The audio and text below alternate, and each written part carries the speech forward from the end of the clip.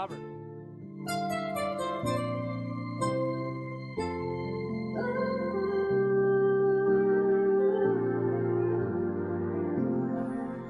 So we're here at the first annual Paint It Forward giveaway. Joe, you're the owner of the company. Why are we here?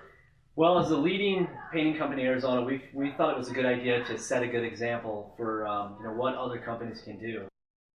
So how does it work? People have to write why they need you guys to come out and paint their house. Maybe it's a family problem. There's a little old lady down the street who can't paint her own house. A lot of different things. Yeah, really it's just any story. We asked them to go on our website and submit their story. And we had over 100 entries this year. And as a company, we voted on the top 10, and Kelly was the winner of all that. Tell us your story about your husband. He's had a tough struggle. This is one of the reasons why we're here for you and for him. Right. Yeah. He was diagnosed just shortly after my son was born, about 9 years ago, with cancer. It's a slow-growing type of cancer, but the last couple of years it's been making more of a headway. When you got the HOA letter in the mail that said you need to paint your house, was that a sinking feeling in your stomach, knowing that I don't know if I can afford this? It is, because it's something that you have to do, but you don't know where the money's coming from, and you have about 20 or 30 other things that have a priority first, like the medical bills and the other financial bills. And even, we were 2 incomes, we're down to 1 income. So 1 income with a house we bought 10 years ago to support both of our incomes, and now it's just me. I think we pay for everything out of one salary. I heard the story on the radio about the Paint It Forward. I heard other things. I was obviously looking at painting quotes and things like that, but hesitant because I don't know what I'm going to get. And, I need a good job because, again, it's just me here with the kids. And when I heard it that day, I went home and I submitted my entry. And honestly, it was almost like a therapy thing for me just to write my story, and then I just put it up there and I just let it be. Whatever happens, happens. Let's take off the blindfold, and here is your Paint It Forward. Yeah. Go. Oh my goodness, it looks like a new house. Oh my goodness. Are you sure this is our house? Wow. Oh my goodness, what a difference. Wow. Oh, thank you, everyone. This is just wonderful. Joe, you got dozens of trucks out here from the Arizona Painting Company. You got dozens of workers. How are you doing this? Because you're doing jobs all over the valley, and you've got a ton of people here. We have the best employees in the state, and we got our troops to rally behind us today. And as the biggest painting company in Arizona, we like to do more than just paint houses. We want to give back to the community, and that's what this whole thing is about. Paint It Forward 2015, Arizona Painting Company. Never had a dream come true till the day that I found you. Even though I pretended I moved on, you'll always be my baby. I never found the words to say. You're the one I think about each day.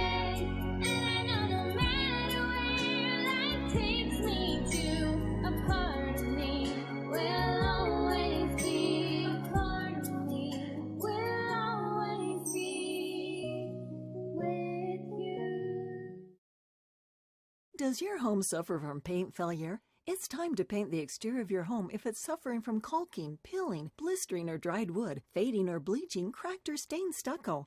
Have the Arizona Painting Company make your home look like new again. With our gold package, we offer the best and only 10-year paint warranty in Arizona. Our crews are experienced, well-trained, friendly, and best of all, they'll make sure you're 100% satisfied. Choose the best. Choose the Arizona Painting Company. Visit us online or call today and ask about our 10-year gold package paint warranty.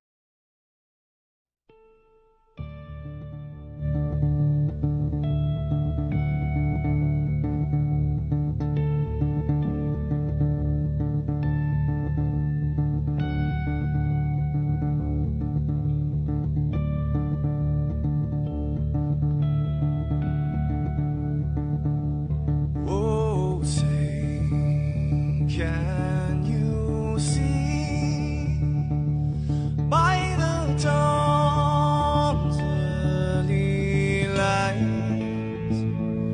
what so proudly we hailed at the twilight's last gleaming, whose broad stripes and bright stars through the perilous fight,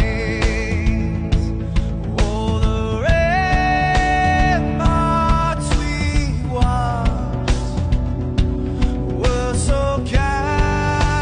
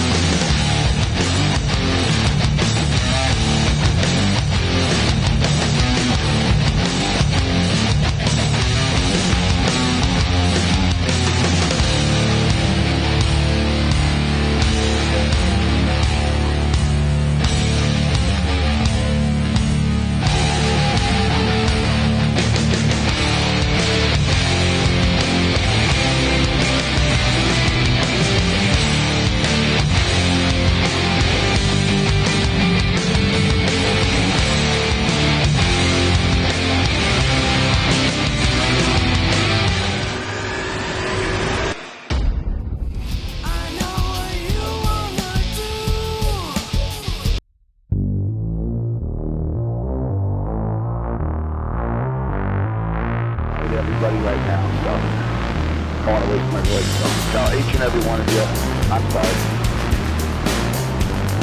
Don't let it happen again. I'm sorry, my bad. Welcome, race fans, boys and girls, to the Arizona Painting Company 200 live on All Pro Broadcasting, here with the Domino's TYJ Racing Dented Fender Truck Series here at Martinsville Speedway in Martinsville, Virginia. Welcoming me in the booth is a good friend of mine, great racer, longtime friend, Curtis Young. How you doing tonight, Curtis? Pretty good, Robert. Just glad to be back for another week here in the Truck Series, and excited that we're at Martinsville. Definitely love watching racing at this track. Yeah, I tell you what, Curtis, you're excited. I'm excited.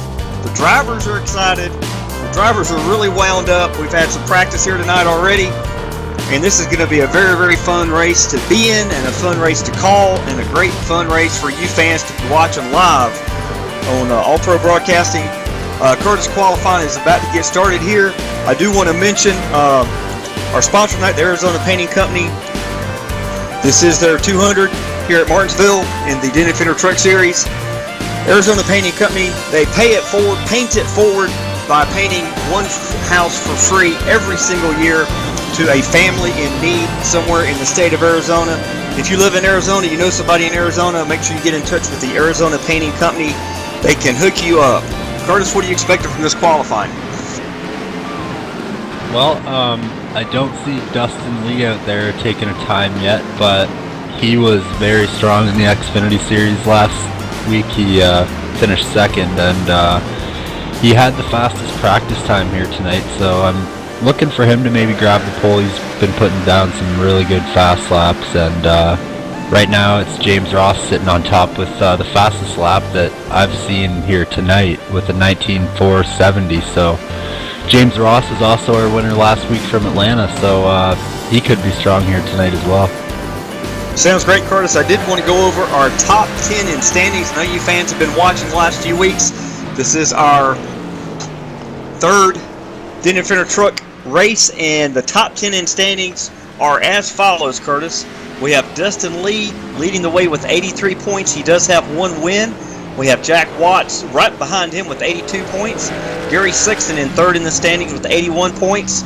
Just want to give those top three because they're only 1 point apart, the top three guys in the standings. Mark Fravor is in fourth.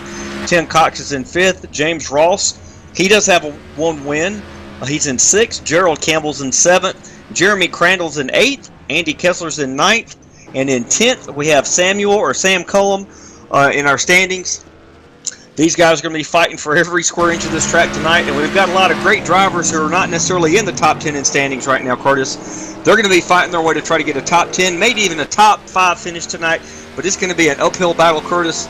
As you know, you've raced here at Martinsville in the truck before many times.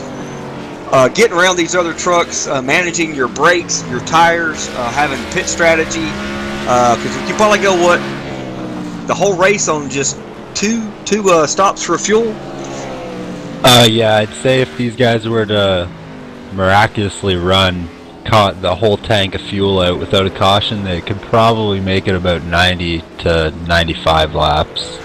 So at least 2 pit stops here tonight, but I think you're going to see these guys take as little pit stops as possible because track position is pretty much more important than tires here at Martinsville, because it's hard to pass.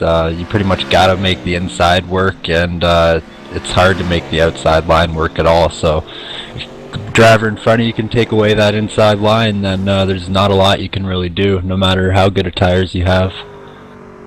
Yep, we'll talk more about the strategy here in just a minute. I also want to remind the fans, we do appreciate you being here tonight. We'll have a lot more join soon.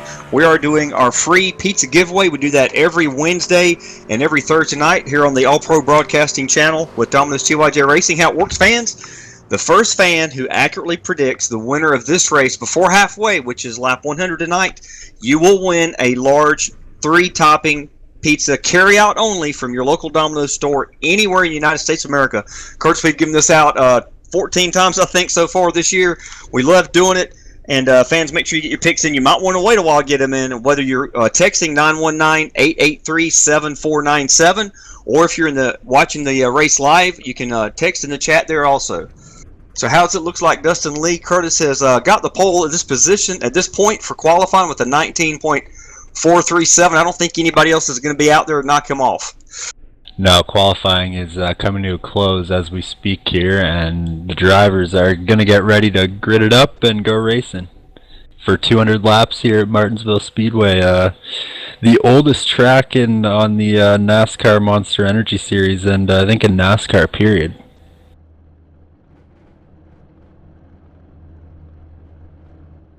Yeah, I tell you what. Tracks they still visit, that is, sorry. Just wanted to clarify that. That is true, that is true. And like you said, pit strategy is going to be huge as to where you end up. Curtis, if you want to go through the top 10 in the lineup.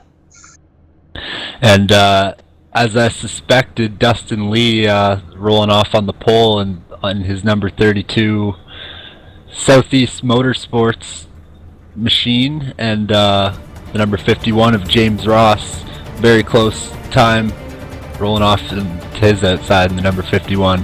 Vernon Markheim was talking to him tonight about a couple things, Demolition Derby. Hopefully that's not what this race turns into, but he's starting in third. Gary Sexton to his outside. Mark Fravert, he finished in the top 3 last week at Atlanta. He rounds out your top 5, and Ray Richer had a great run last week in the Xfinity Series here at Martinsville. He rolls off in 6th in his number 44 machine. J.O. Campbell is going to roll off in 7th position in his number 6. He's had some strong races here in the last couple weeks. Jack Watts currently sitting in 2nd in your points right now, rolls off P8. David Wright rolls off in the 9th position with William Hartman, another guy who was really strong in the preseason here with Domino's, rounding out your top 10.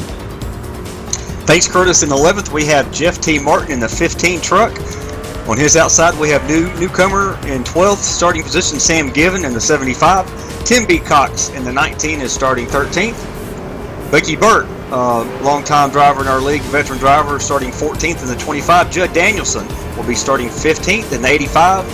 James Somke in the number 1 will be starting 16th. Tyler Chalk 17th in the 07. Michael Fravert, the 36, will be starting 18th. William Locklear 19th. Andrew Kessler 20th.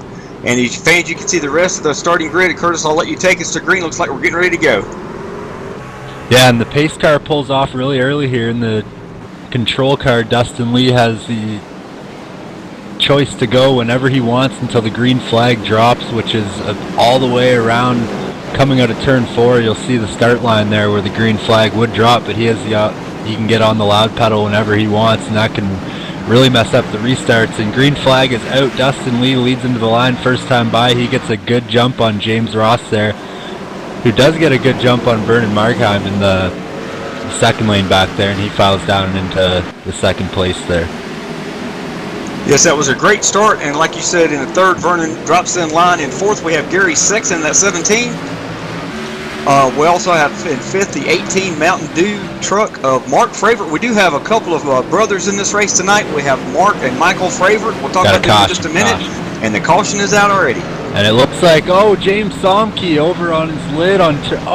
man, he must have rolled over at least 6 or 7 times there on the front stretch. It looks like there were 3 wide coming out of turn 4 there. The 1 of James Somke, the 4 of William Locklear, and the 25 of Bucky Burt, and Somke just comes up on Burt a bit and ends up on his lid.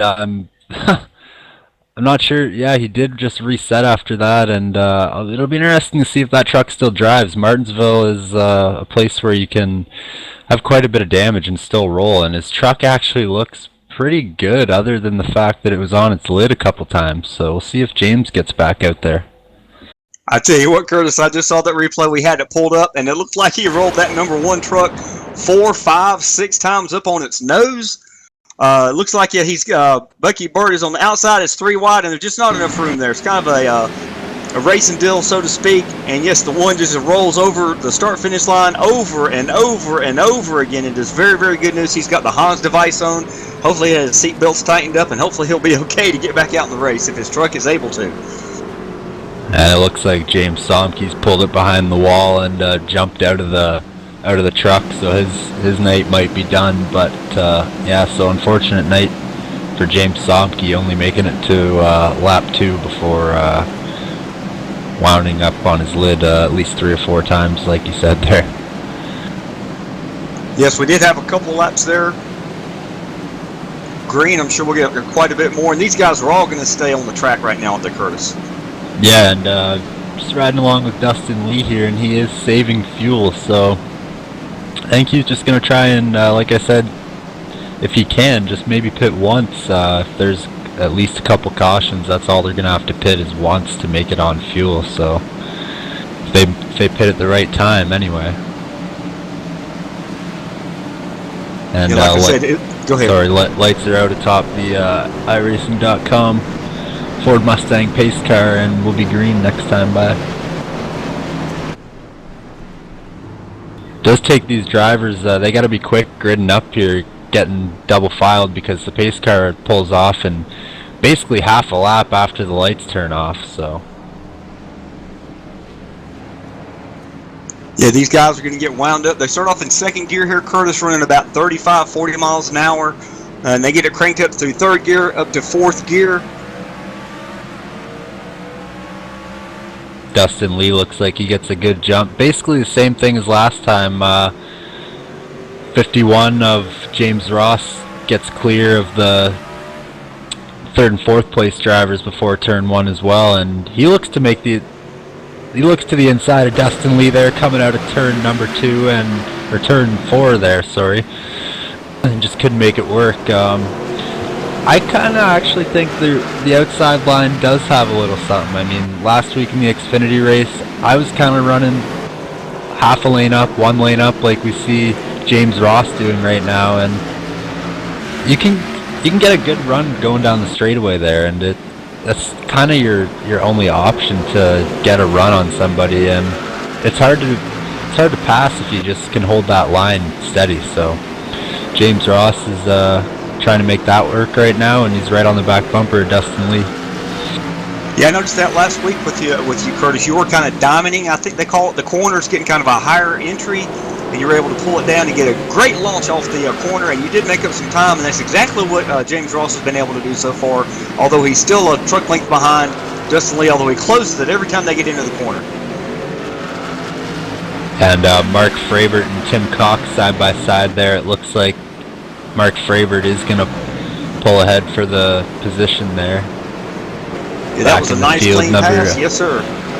Back for the 18th position there. Looks like everybody's getting single filed out for the most part. I'm trying to find a battle around the racetrack here, but lots of trucks nose to nose, but not that many trucks side by side, and hopefully these guys are just getting settled in for...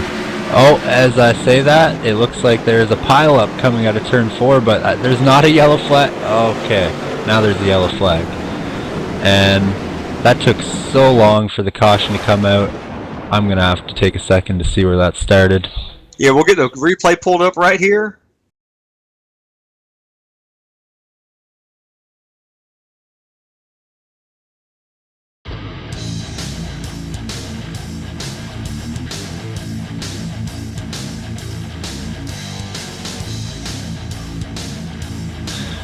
Yeah, it looks like the 2 got in the corner just a tad hot, got into the back of the 70 and spun him around.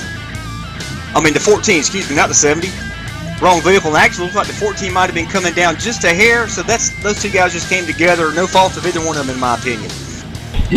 Yeah, Marcus Potts and Gary Weston just got together there. David Camara tried to slow it down. Chuck Dix did as well, and Jeremy Crandall, and yeah, pretty much everybody just piled in there, nowhere to go. Ended up a parking lot in turn 4.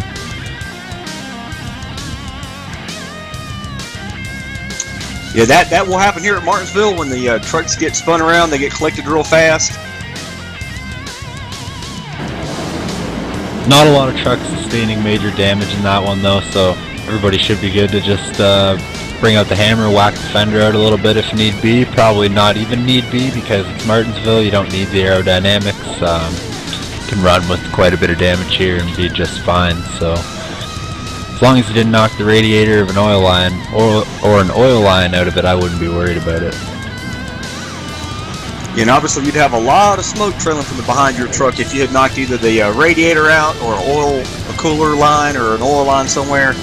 So yeah, a lot of these trucks by the end of the night, Kurt's going to have quite a bit of cosmetic damage on them. They're going to have right front fender damage, probably some left front fender damage.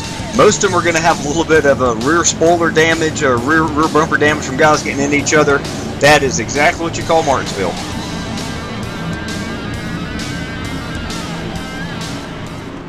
And at this time, do you see anybody coming down pit road? I did see a few trucks coming down pit road there. Who is that? Chuck Looks Dix like came Chuck down. Dix and the 99 came down. Jeremy Crandall came down. William Locklear, it looks like. I think a guy's just coming in to get a bit of damage repaired. Derek Fisher is on pit road right now. Yep, he's getting a little damage fixed. Probably go ahead and get it full of Sunoco fuel. 4 new Goodyear Eagle tires on that 13 machine. That's a great looking paint job he's got there.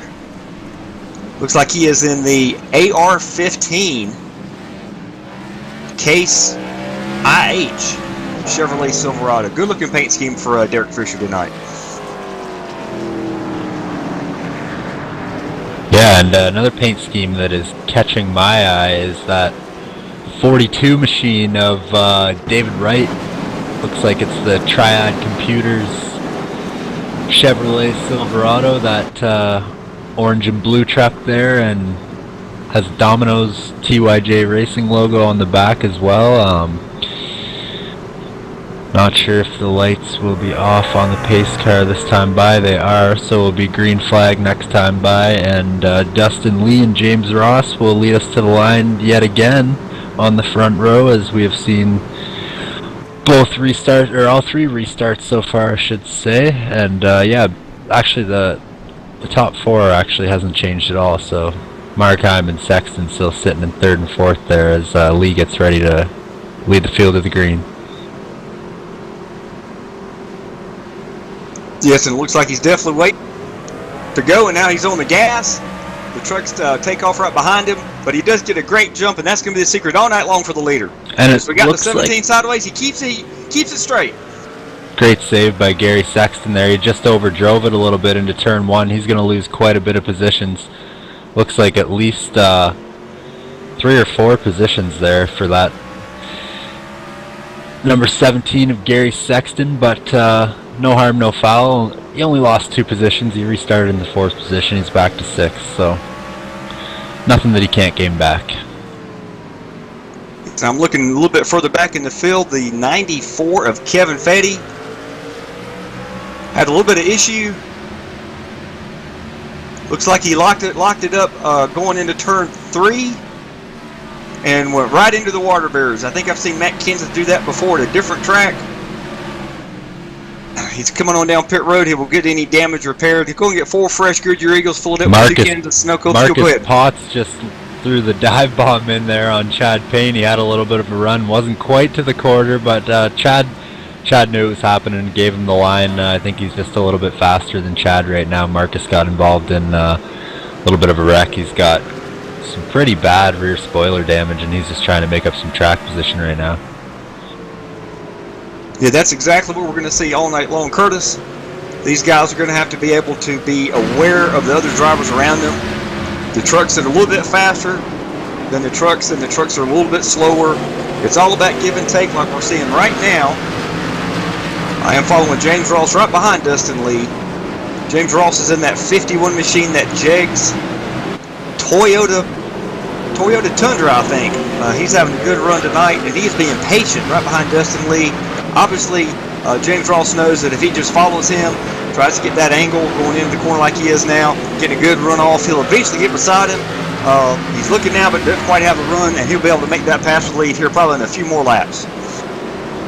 Yeah, and another guy who had a really good run going last week in the Xfinity race, Andrew Kessler in that number 98 Monster Energy Toyota Tundra. I think he was up in the top 5 for quite a bit of the race there, and I think he had made his own cautions out on the track. And it was with the leaders there, Dustin Lee. Dustin Lee is around, and it looks like the 51 of James Ross actually got into him a little bit. Yeah, so we're getting that replay pulled up. James Ross is making the move on the outside. Take us just a second here, and it looks like James has got a good Fender, half a truck length beside him. Looks like a little bit of net code, actually. And Dustin Lee is trying to probably pull it to the inside to keep it off of James Ross, and he just spins him around. But he had almost zero contact with the inside wall. Very, very minimal to Dustin Lee. He's getting a truck turned around. He should be just fine, although he's going to lose a lot of positions here. And Markheim got into the back of James Ross there right after that happened, and lucky he kept it straight. Ross almost ended up like Lee there. Lee's going to lose quite a few positions, and that's going to...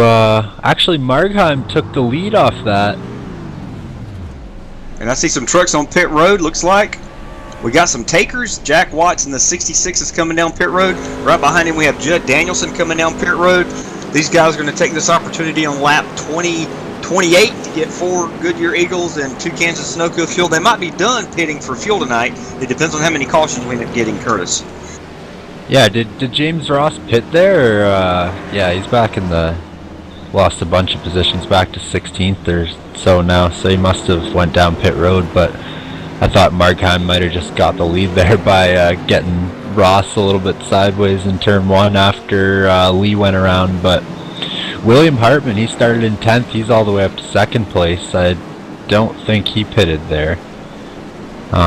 Top 5, I do not believe pitted. Maybe Andrew Kessler, I don't think pitted either, because I was just talking about him. He was running in the 5th position, so that or he may have taken 2 tires. I wasn't watching, riding along with him during that pit cycle, but like I was saying with Andrew there, I think he made a little bit of a self-error last week, and he couldn't have been too happy with himself. He had a really good run going. He may have had somebody else help him around. I can't remember. There was quite a few wrecks in that race, and I just can't remember. But now he's back up in the 6th position, and once he was up there, he was. I know I was having trouble passing him, so he's another guy who, now that he's up here, he could definitely contend for the win as well.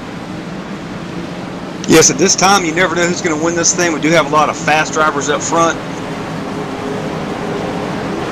Pace car pulls in, as we know. We get to go all the way around this turn, and the leader will get his choice of when to get on the gas, and he's going now. And he's getting a great start. Dustin Lee only back to the 7th position off that. He was right beside Andy Kessler, who I was just talking about. So, didn't lose too many positions. Not the worst thing in the world for Dustin Lee, but now Vernon Markheim is out front, leading Gerald Campbell and William Hartman. Yeah, I was going to say, Gerald Campbell hadn't been up front, I don't think, tonight, at least not this far up front. He's having a good run so far. He's in that number 6. I do see he's got some rear spoiler damage. He's in that Gearhead Gaming Chevrolet Silverado with a little bit of damage on the rear spoiler, but it's not slowing him down any. And Bucky Burt is on pit road right now. Not sure why, but he is must be an unscheduled pit stop or a penalty or something that he had to serve, because you go a lot of laps down in Martinsville. You don't really want to pit off cycle if you don't have to. So Vernon Markheim still out front there pretty comfortably, a couple truck lengths over Gerald Campbell there, and William Hartman puts the bumper to Campbell there out of turn 2. He keeps it going straight. He's just letting them know, I'm right here. I got a little bit more speed than you do. I'm ready to make the pass whenever I can get close enough to you. But these guys running 1st, 2nd, and 3rd, they are going to try to stay in the position they've got. They want to fight to keep that position they are and not give it up unless they absolutely have to, Curtis. Yeah, and that last time in turn 1, I saw something that you're going to see a lot of tonight. Vernon Markheim, he walked up, battle for the lead. Gerald Campbell dives it down there in turn 1 below Vernon Markheim, and can Markheim get the run off the top side? Looks like Campbell got on the curb a little bit. Yeah, and maybe that's what. Oh, and James Ross around now.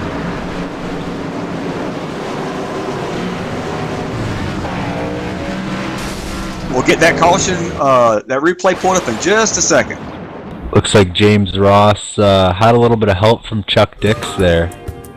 Netcode again, maybe. Maybe James Ross's connection just isn't the best tonight.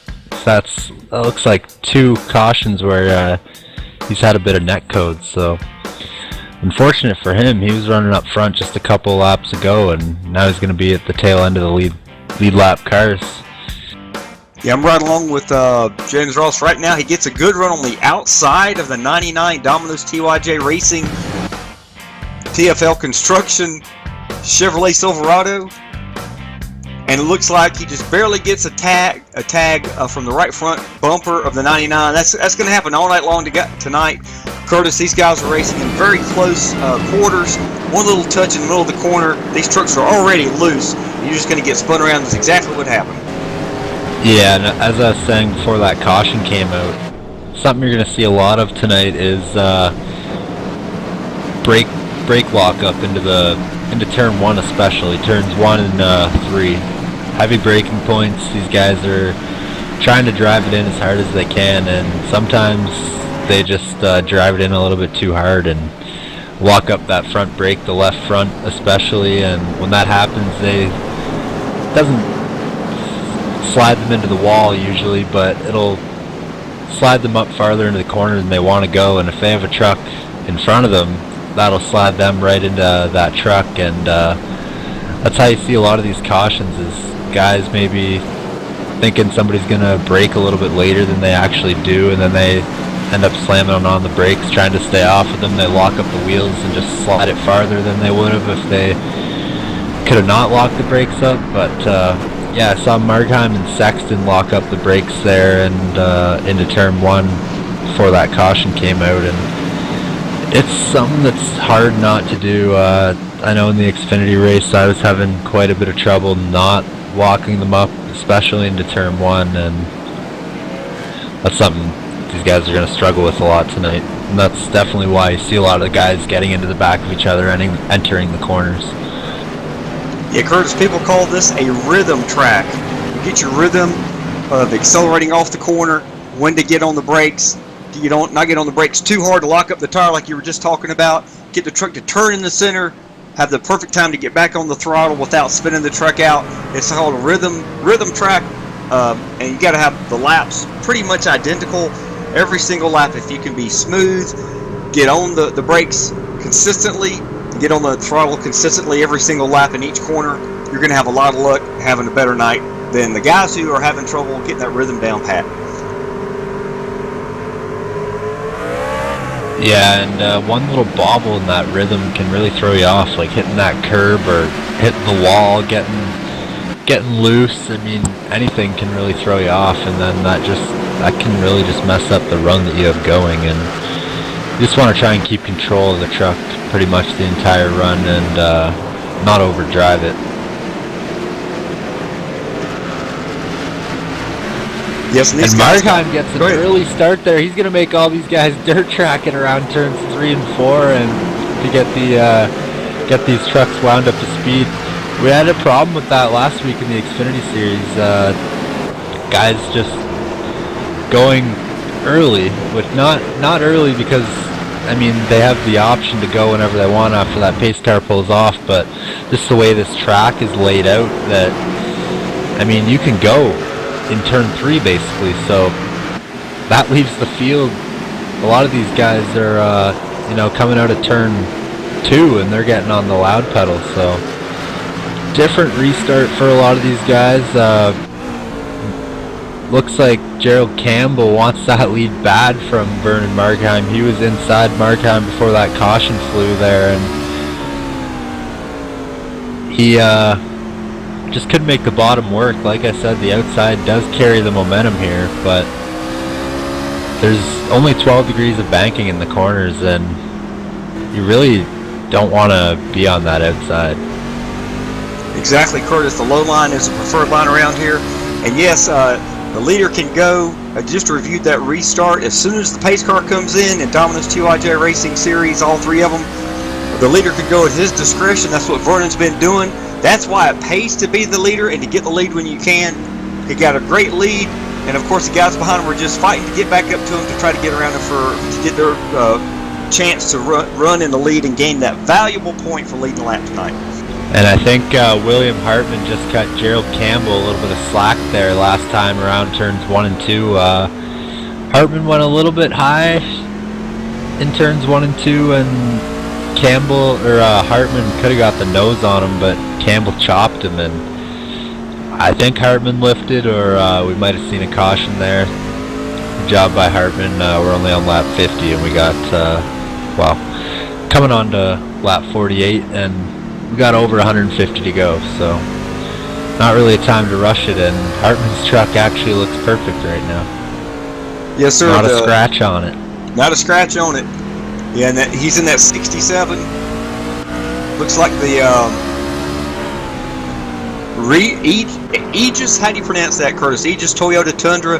No scratch on that truck at all. It's a TRD Toyota Tundra, and he's having a great run tonight. He's one of the smart drivers. He probably will end the night up without any scratches on his truck if I was a betting man. Yeah, he took a little look to the inside of Gerald Campbell there. Couldn't get the run. And he's got to look now. He's on the inside now. Looks like Campbell locked up the left front. Looks like William Hartman is going to complete that pass going down the back stretch as they go into turn 3 and 4.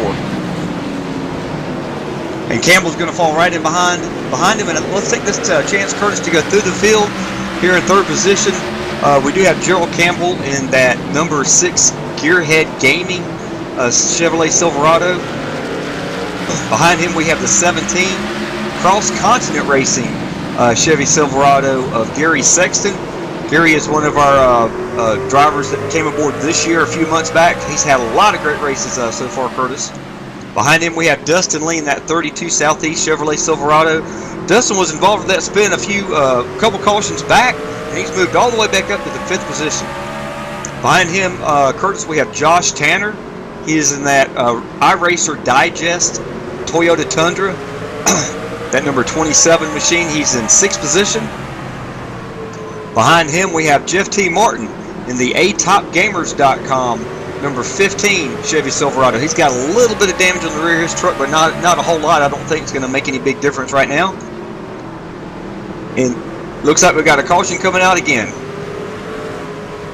And it looks like David Wright gets into the 21 machine of Richard Dix, who then noses it into the wall coming off of turn 4. Not too much damage there, I do not believe, for the 21 machine of Richard Dix in the Blue Angels Foundation number 21 Chevrolet Silverado. That's a pretty good looking truck. Does have some hood damage on the front there. He got the wall decent, but there's a safer barrier there, so he should be okay. More of a bounce than a hard impact, and nothing that shouldn't be able to run at Martinsville. He is going to bring it down pit lane though, and try and get some of that damage repaired, I do believe. Yes, at this time we're going to take our first commercial break. These guys are going to make some pit stops here. You are watching the Arizona Painting Company 200 live on Off-Road Broadcasting. Fans, we'll be right back.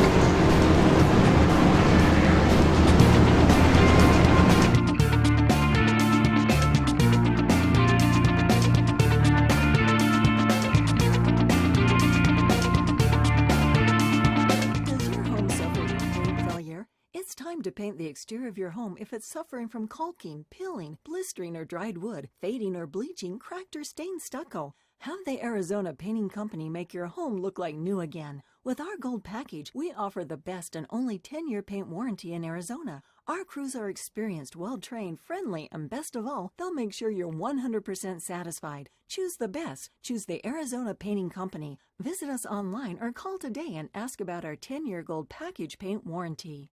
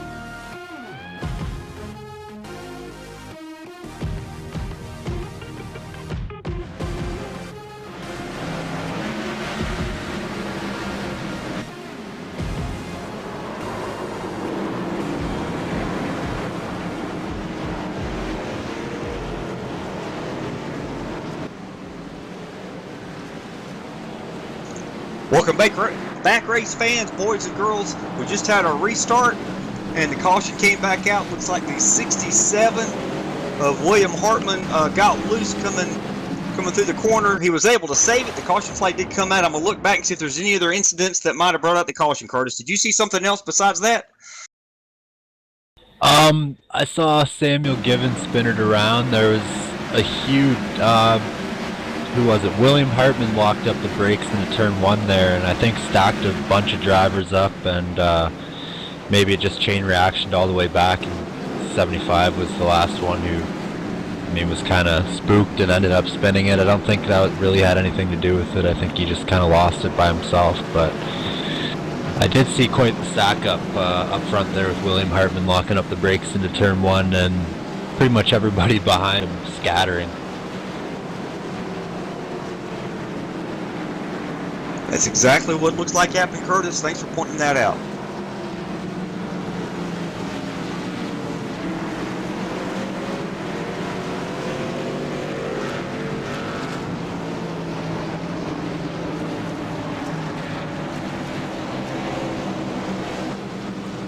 And like I said, fans, you are watching the Arizona Painting Company 200 live on All Pro Broadcast. I'm going to take this chance to explain our free pizza giveaway, fans. We give a pizza away every Wednesday and Thursday night. The first fan who can accurately predict the winner of this race before halfway, which is lap 100, you got about 38 laps to go, you will win a free 3-topping large carry-out-only pizza from your local Domino's store anywhere in the United States of America. Like I said, carry-out only. You can either text 919-883-7497, or if you want to comment in the race chat, you can comment there. Curtis, we've given away about 14 of these over the last 15, 16 weeks. We love doing it as part of how we give back to the fans, just like the Arizona Painting Company gives back to its community. They paint it forward by painting a house for free for a family in need every single year. Yeah, it was. We were talking to Michael about that before we went on the air here, and definitely pretty cool. Some of the things he's doing, helping out people who need it, and we need more people like that in the world. So, hats off to you, Michael. Definitely appreciate what you're doing, even though I'm over here in Canada.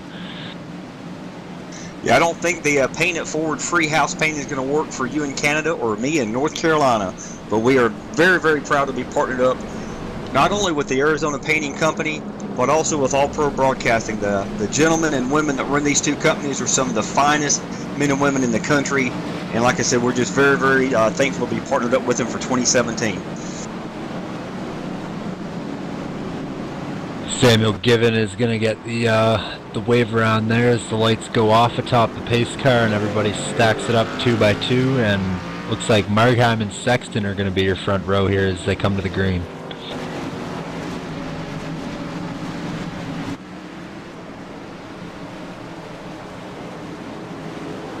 Pace car is off, and Vernon Markheim going to be in control of the field. We saw him leave pretty early the last couple times. This time he waits a little bit longer. He still gets the jump on Gary Sexton, and William Hartman changes lanes before the start-finish line there. I'm not sure if that is legal or not. He does lock up the brakes again, but these guys are really going to have to watch that.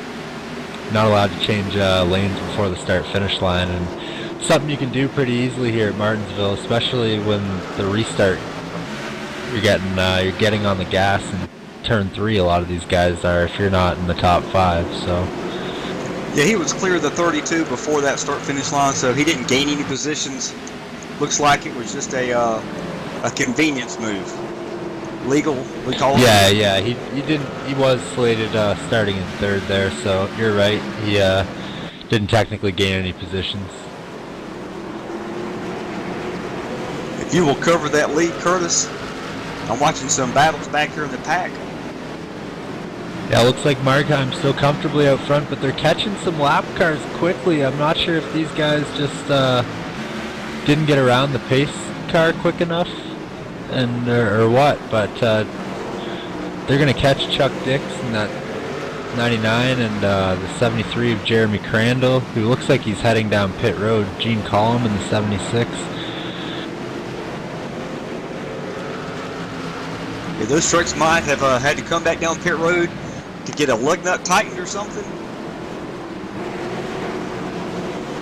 Yeah, and Chuck Dix is going to keep it low for the leaders. Okay, I wasn't sure what was going to happen there, but the 35 is...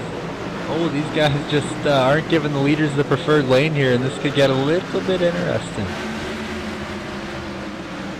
That's why they call it racing, Curtis. We've definitely got a big group of cars here. We've got the 76 of Gene Cullum. Looks like he might be a lap or two down on the outside. Looks like William Hartman's able to get around him, and Gene does stay high to let these leaders get by. The 35, however. Yeah, and William Hartman seems to be running that mid to high line that I was talking about just a little bit earlier, that you can make work, but I really think that you kind of have to practice it if you want to make it work. Still see Markheim out at the lead there. He's been in the lead ever since he got the lead about, I'd say 30, 40 laps ago, as he gets a shot from Sexton going into turn 1 there. And it doesn't really upset the truck or anything. Sexton takes a peek, headed down into turn 3, and he's going to give him another shot. Gary Sexton just beating on that back bumper, the number 33 of Vernon Markheim. And Markheim's used to it, like I said. We were talking to him about all the demolition derbies that he used to participate in before. I'm sure that that's not what he wants this race to turn into, but he's not unfamiliar to getting a little bit of a bump. Yes, that's the advantage of having the lead. Of course, getting around the leader is not always easy, as Gary Sexton is finding out. But like I said, a few laps back, we were covering the second place driver. I see a spin off turn 2 there, and no caution as of yet. Not sure who that is, trying to find it. And now the caution is out. That was the 32 of Dustin Lee. He, let's go back and see here. The caution took a long time to come out because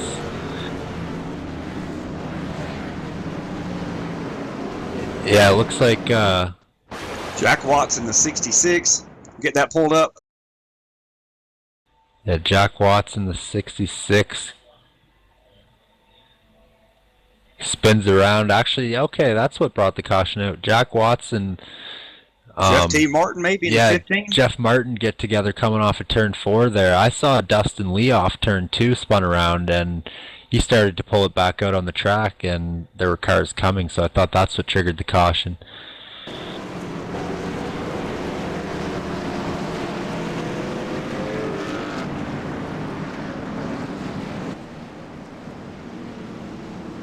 Yeah, definitely it's going to happen a lot here when you're going side by side, Curtis.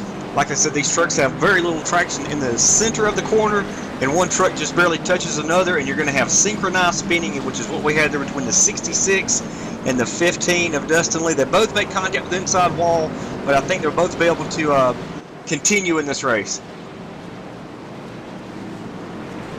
Yeah, they should be just fine, and Dustin Lee should be fine too. I don't think he got any damage at all off his spin. He's back in the 11th position now, and he went from, I believe, 7th to 4th the last time when he spun from the lead there, and hasn't quite been able to make his way back up, but fastest truck in practice, fastest truck in qualifying, so I'm sure he will get back up there. We still have 120 laps to go in this race, and it's still anybody's race. I mean, looks like Markheim did come down pit road. He's back there in the 13th position, and Gary Sexton, Tyler Chalk, and Jack Watts, I do believe, also stayed out up there, so Sexton get in here at the lead. Not sure if that was just a strategy call to lead a couple laps and get some bonus points or not, but no, he bypasses the pit road this time by, so I'm thinking he wants Sexton, to keep that lead. I'm thinking Sexton got tired of watching the 33 in front of him and not being able to get around him. I think he decided he wants to be the leader here for the next few laps. Yeah, I think he might have been saving a little bit of fuel, even if not the amount of cautions that we've had. He can probably make it well past lap 100 on tank of fuel here, and then bring it down pit road and have enough to go to the end. So good call by Gary Sexton. I think we'll have to wait and see. We're gonna have Tyler Chalk in that Rockstar Energy Toyota Tundra starting to his outside, and we'll see when Gary Sexton decides to get on the loud pedal this time. As he does it coming out of turn 4, and Tyler Chalk is around, and there's gonna be a big pile up on turn 4. Big wreck. Big wreck on the coming off of the turn 2 on that restart. And hard impact for David Wright, and it is a parking lot coming off of turn 4. Tyler yes, we will get that replay. Go ahead.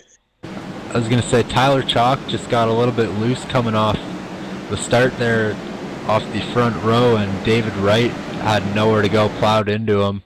A lot of other trucks with really nowhere to go, but David Wright seemed to get the hardest hit there as the engine looks to be expired on that Triad Computers Chevrolet Silverado. Yes, we got that replay up. Getting in the gas there in the corner in second gear, that can definitely cause for big troubles, and it sure did there. That goes back to what I said on the restarts.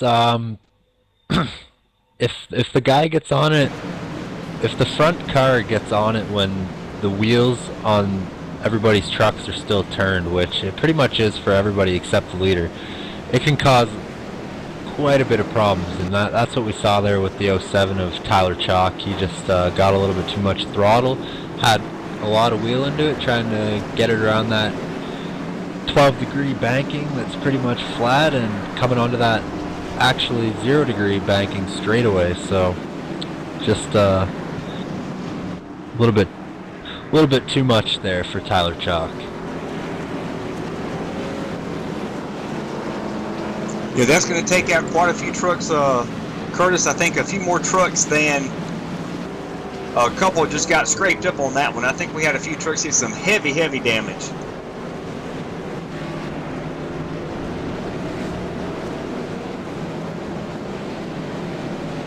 Gary Sexton is going to remain on the track, and Jack Watts still in second. Ray Richer, he had a great run last week in the Xfinity Series. He said he actually finished the race with his wheel turned 90 degrees sideways for the last 10 laps. So I'm sure the crew chief was telling him that, you know, you got to bring this thing down. I don't think it's going to make it to the end, but Ray said, heck with that, I'm driving it, and I think he got a top 10 finish out of it. So he's back up there in the 3rd position for now, and looking for another solid finish here tonight. I'm sure he's driven short track in real life and trucks. I'm not sure if he still does, but he's won some truck races and in real life, and I think that paint job mirrors the one that he used to drive in real life. So good run for Ray tonight so far. Hopefully he can stay up there.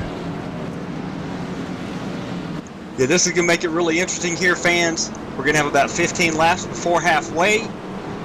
We do want to encourage you to get your picks in for the large 3-topping pizza carry-out only, 919-883-7497. Make your pick now.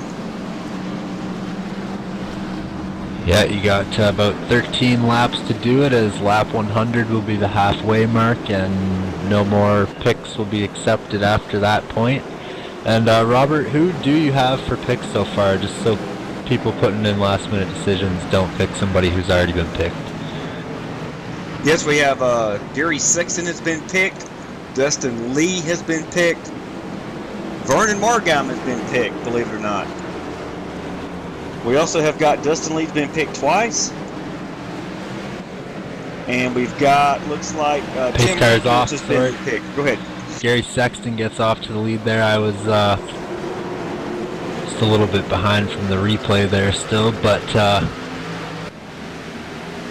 yeah, the 27 looks below, that's Josh Tanner looking below Ray. He clears Ray Richard clean there in turn 3 and 4 through the dive in there and got clear. Josh Tanner started all the way back in the 27th position.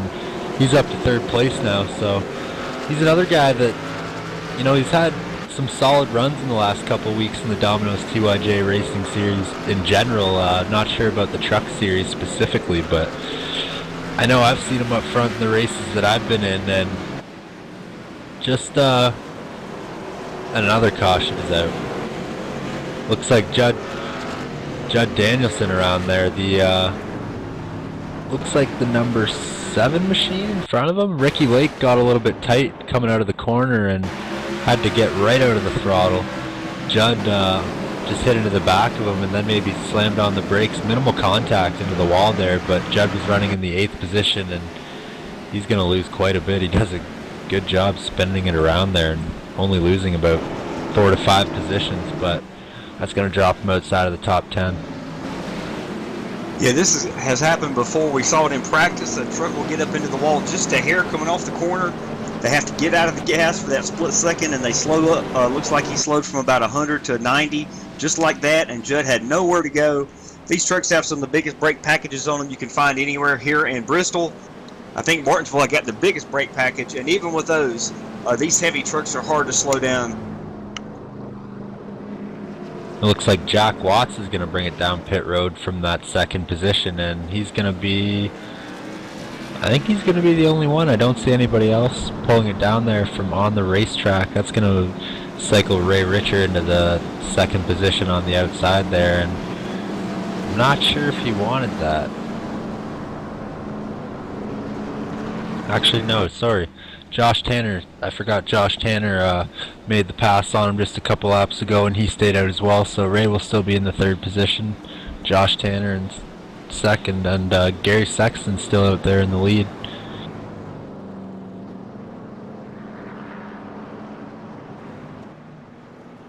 Yeah, it looks like at this time in the race, Curtis, as far as pit strategy goes, if you've come in and make a pit stop here, you'll definitely be good to go on fuel for the rest of the race, correct?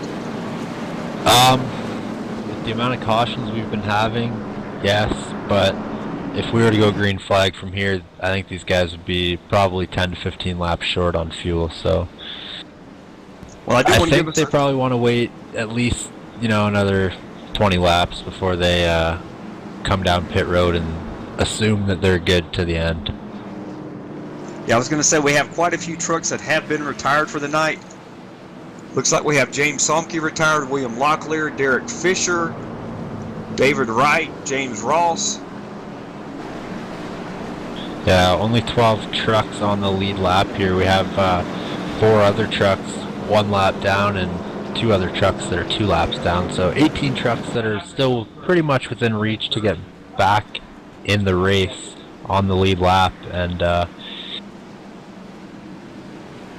yeah, hopefully these guys can figure things out and get a decent green run in here. Yeah, it looks like we're going to have Gary Sexton and Josh Tanner on the front row for the restart. Like you said, Ray Richer. We haven't talked about Andrew Kessler. He's in that 98 Monster sponsor Toyota Tundra. He's running 4th. Ricky Lake, he's up to position 5. He's having a great run. Judd Danielson is all the way up in position 8th, even after that spin. Sam Given is in 7th. And the leaders are off for the restart.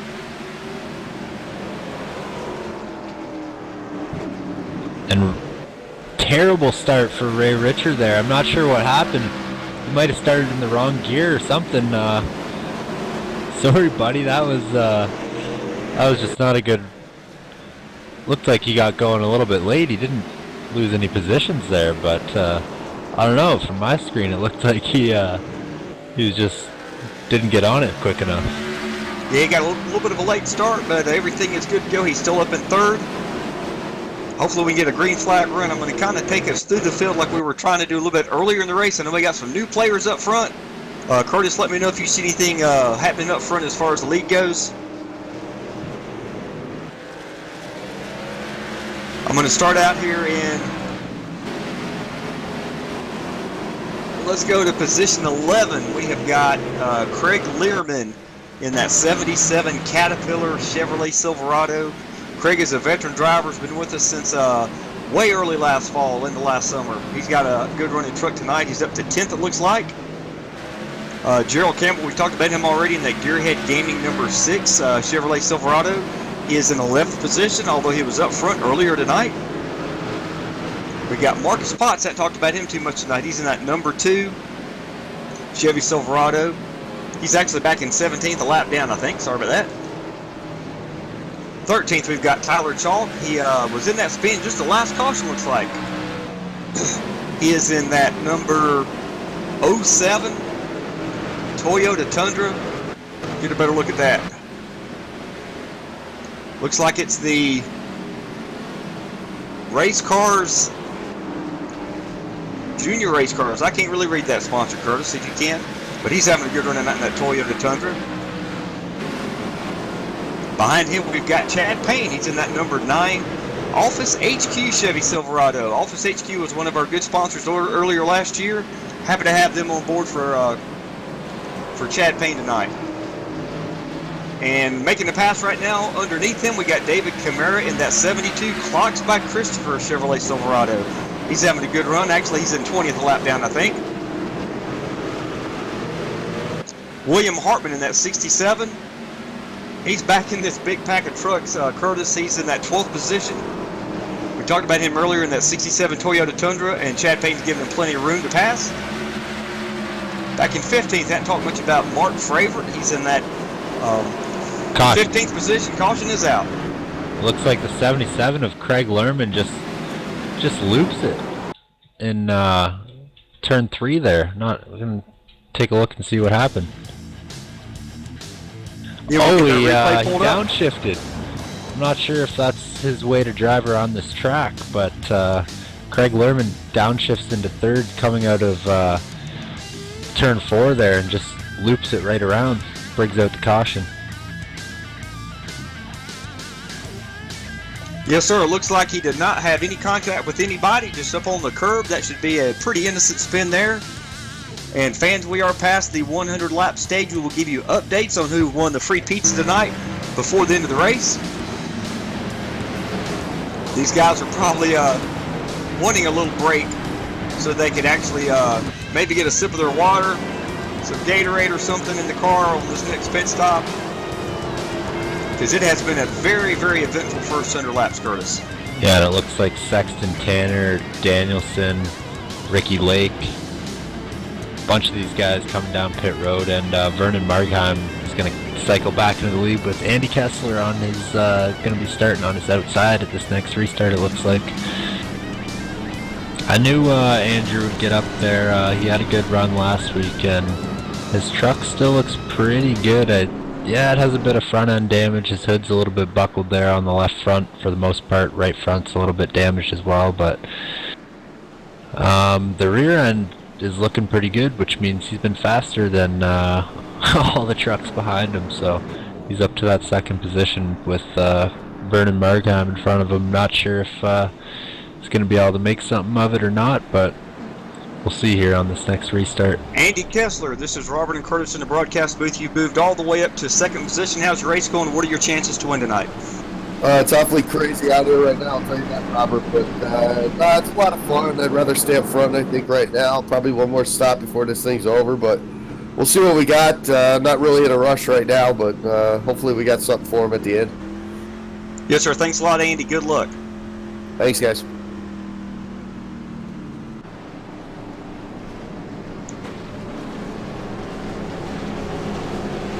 Yeah, Curtis, it's hard to get interviews in here at Martinsville as quick as these laps are. Yeah, it really is. You never know when the lights are going to go off atop the pace car, and then you only got about 30-40 seconds before you're going back green, so or less. So yeah, I just noticed. Yeah, like you said, it's difficult to get these guys in here during the race, but we'll definitely get the top 3 after. And I think the lights are going to go off this time by. Nope, they don't. Oh, they do. Yeah, I was just going to say, I just noticed Vernon Margheim in that 33 is back to the number 1 position. He's in that GTR Toyota Tundra.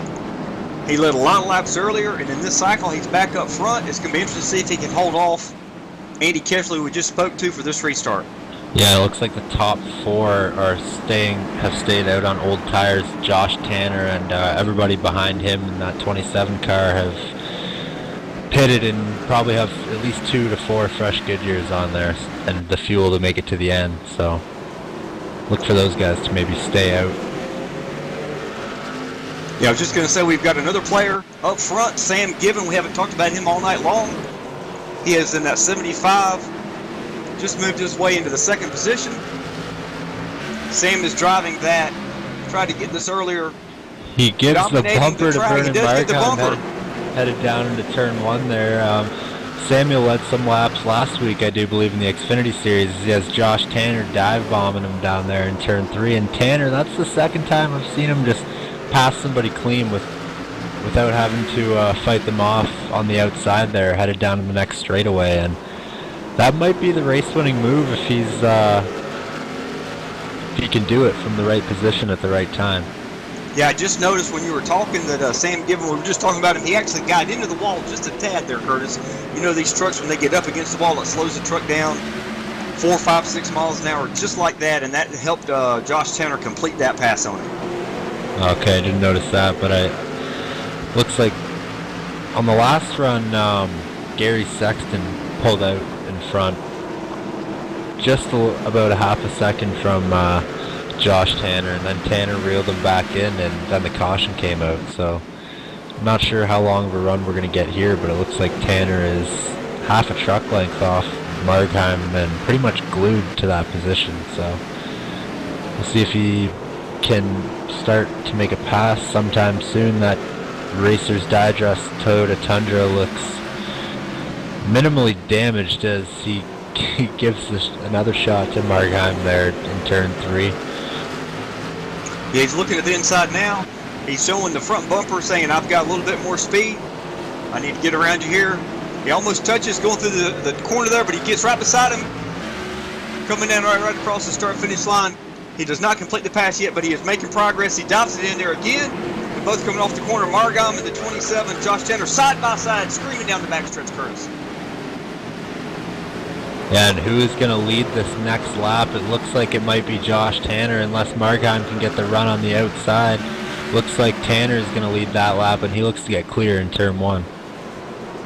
That was what you call textbook passing. A great move there by Josh Tanner. Roughed him up a little bit here, Martinsville style, and then made the pass clean. Yes, sir. It's called trading paint. At a short track, that's going to happen, and I just heard of the communications. Margheim was very impressed, was not upset at all at that pass. That was a very, very tactful, clean 2 to 3 lap maneuver to get the lead. Now, can he pull away as he's catching up with some lap traffic in front of him? Will that let the other guys catch up to him? Oh, and it looks like the 76 might have not got the memo, and the Josh Tanner had to make a real aggressive move to the inside. And the 35 now, the Josh Tanner is getting slowed down a lot. That'll bring Vernon Margheim right back up to the bumper. And who's in that 35 machine? They were just looks like, yeah, Ivan Garcia looks like he might not have seen them coming, along with Gene Collin. That or maybe they just thought the leader wanted a different line than they actually wanted, and they made it by clean, no harm, no foul. But Josh Tanner probably was a little bit scared there for a second. Yeah, just noticing Vernon's locking him up left front tire, getting in the corner. He's doing everything he can to try to catch back up to Josh Tanner, but Josh is pulling away. He's got about 8 truck lengths on him right now.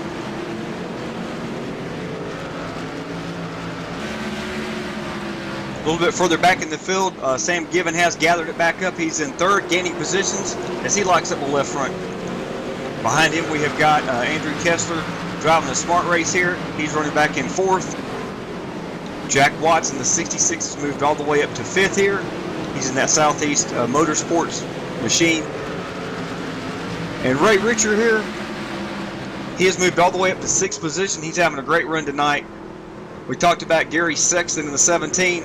He was up there leading or fighting for the lead. He did lead a few laps. He's in seventh now. Judd Danielson has had a lot of action tonight, but he is still up in the top 10 running 8th.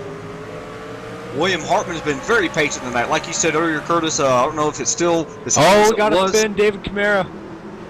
David Camara gets some help from the number 7 machine. I'm not sure who's in that number 7 machine. That's Ricky Lake, and Ricky Lake just gives David Camara a tap there and spins him around. Minimal damage for both of those trucks, but It's going to throw a yellow here on lap number 120. Yes, sir. We had a lot of good racing there. The replay is coming up right now. It does look like Ricky Lake just barely got into the back. And that's all it takes to get one to spin around. And on that note, fans, we're going to stop and take our last commercial break. We will not go away again after right now. You are watching the Arizona Painting Company 200 live on All Pro Broadcasting. We'll be right back.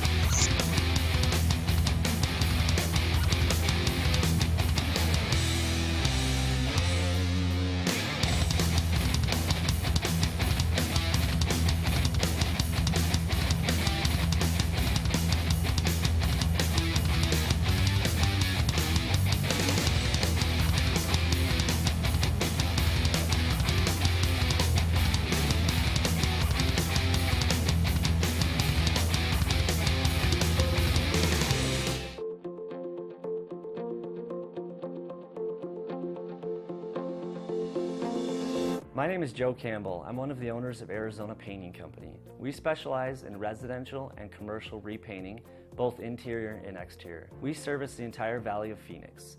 What differentiates us from other painting companies is we're the ones that come out to your house, meet with you, take a walk around and see what you're really needing, and then we leave an estimate on site with you to answer any questions you might have.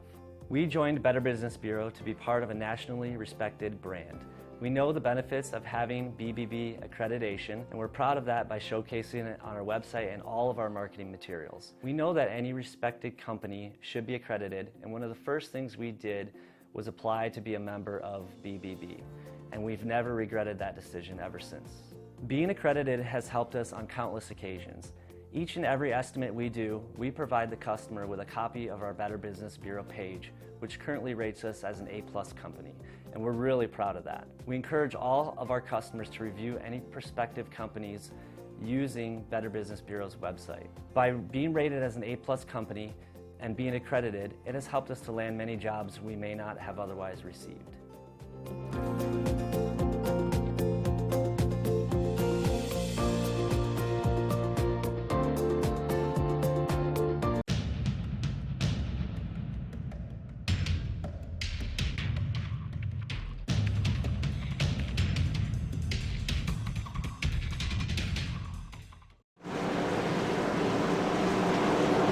Welcome back, fans. You're back in just in time for the restart of this race.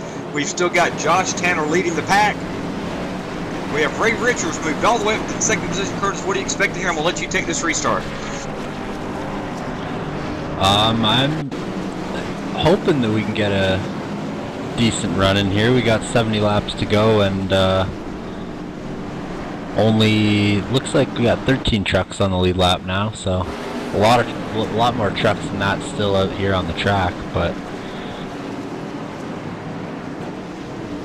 the lights are off atop the pace car. It's gonna get ready to pull in here in just a moment, and Josh Tanner is gonna lead them to the green flag with Ray Richer on his outside and Gary Sexton back up to third place. Vernon Markheim in fourth, and Samuel Gibbons going to round out your top five, and waiting on Josh Tanner to get on the green flag. There he goes, and Ray Richer looks to get a good jump there on the outside as well, and he gets clear of the outside, or of that second lane there before turn one, but he can't quite keep it to the bottom. He makes that second to upper lane work there, and Markheim, and oh, we got a spin. Judd Danielson and Samuel Gibbons going back up on the track, and it looks like, I'm not sure what happened. Danielson made a move to the inside of Given there, and I'm not sure if Given just started turning down for the corner, and that's what got them together, if he was going for a block, but he flies back up on the track, and looks like, oh man, Andrew Kessler, who we just talked to, gets decently hard hit there. Hopefully he's okay in that number 98 Monster Energy Toyota Tundra, and yeah, just Judd Danielson and forgot who that was already, but they Sam Given, yeah, I've got the replay up here. Looks like Judd got a great run and was going to make the move to the inside. The last second looked like Sam Giffen looking to move on the inside and maybe either block that run or just to cover the low lane. They both got together.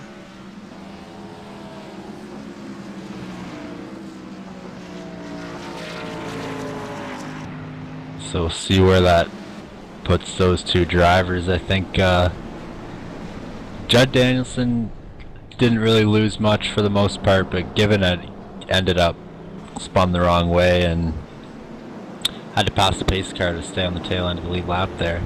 Another guy I see coming back around to gain one of his laps back, Gary Weston. He 3 laps down now, slowly inching his way back up there. He started in 26th. He's up to 18th position, 3 laps down as we speak. So he's got some damage on the front of, pretty much on every panel of that K&N Toyota Tundra. And a good buddy of mine just hacking the race out, trying to get as many positions as we can. I'm sure he went some laps down fixing damage, and I'm sure that truck is not quite up to par, so just doing what he can out there for now.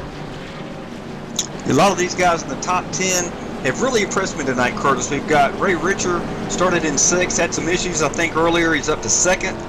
Chris Vernon has led a lot of laps tonight. He's up to 3rd.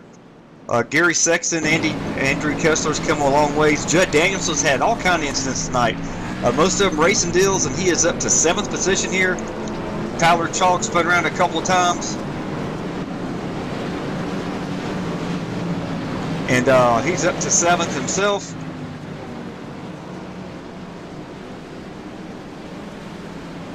And we got some other drivers that have fallen back to the back. These guys are just trying to get the best finish they can at this point. Yeah, and I'm just looking at the top 10 right now, and I see 1, 2, 3, 4, 5 guys that started behind position 20 in the field, so, or 4 guys I guess, and Tyler Chalk started in the 17th position, so pace car pulls off and Josh Tanner gets on it right away, and that is, he gets a huge jump on everybody. As Ray Richer looks like he was paying attention that time. He gets a good jump on the lane behind him as Margheim looks to his inside, and another caution is out. Margheim might gain the position there. Looks like what happened on that caution. Dustin. Yeah, it's showing me Dustin Lee. He made it by, but it looks like it was the Samuel Given and Marcus Potts getting together there. So Dustin Lee slowly rolls past that, and the caution flies.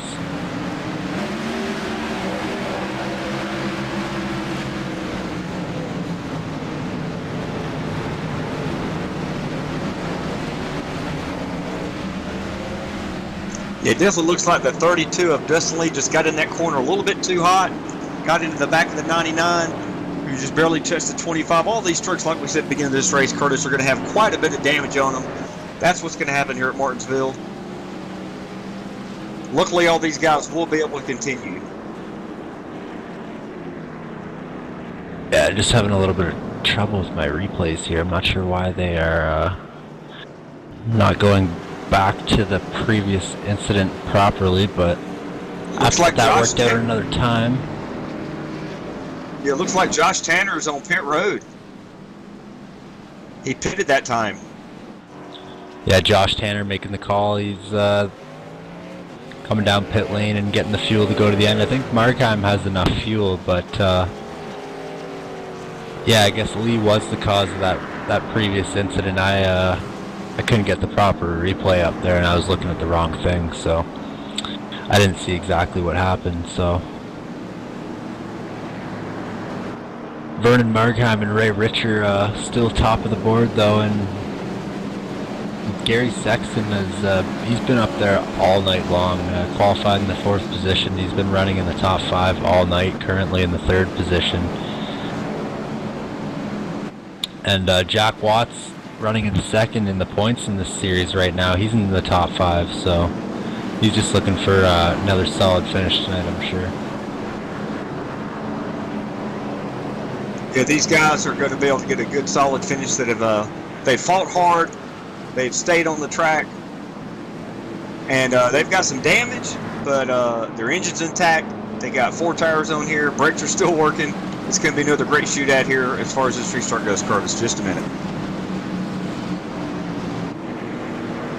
Yeah, and I'm sure the lights will be off this time. They are, and the field is going to stack back up quickly. And the pace car is going to pull off in about a straightaway here.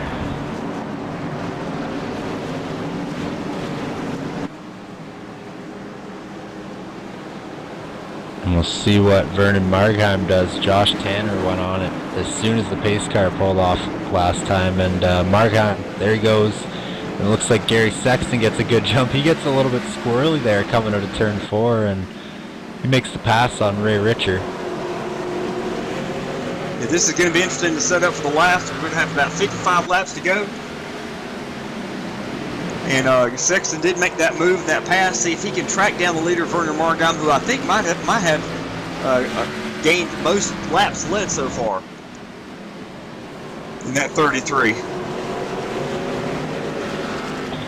Yeah, and I see Andrew Kessler side by side still there with Josh Tanner. They're fighting it out, and it looks like Tanner gets the spot with Mark Fravert and Ricky Lake battling, and Fravert gets the spot there. These guys are all just singling it out right now. And Josh Tanner, I think he's the only one I've seen that can actually make the passes really quickly here. So he just came in and got 4 brand new fresh Goodyear Eagles. He is going to be one to watch move up to the field if we were able to go green here. Even if we don't, we have more cautions. That's going to benefit Josh Tanner in the 27.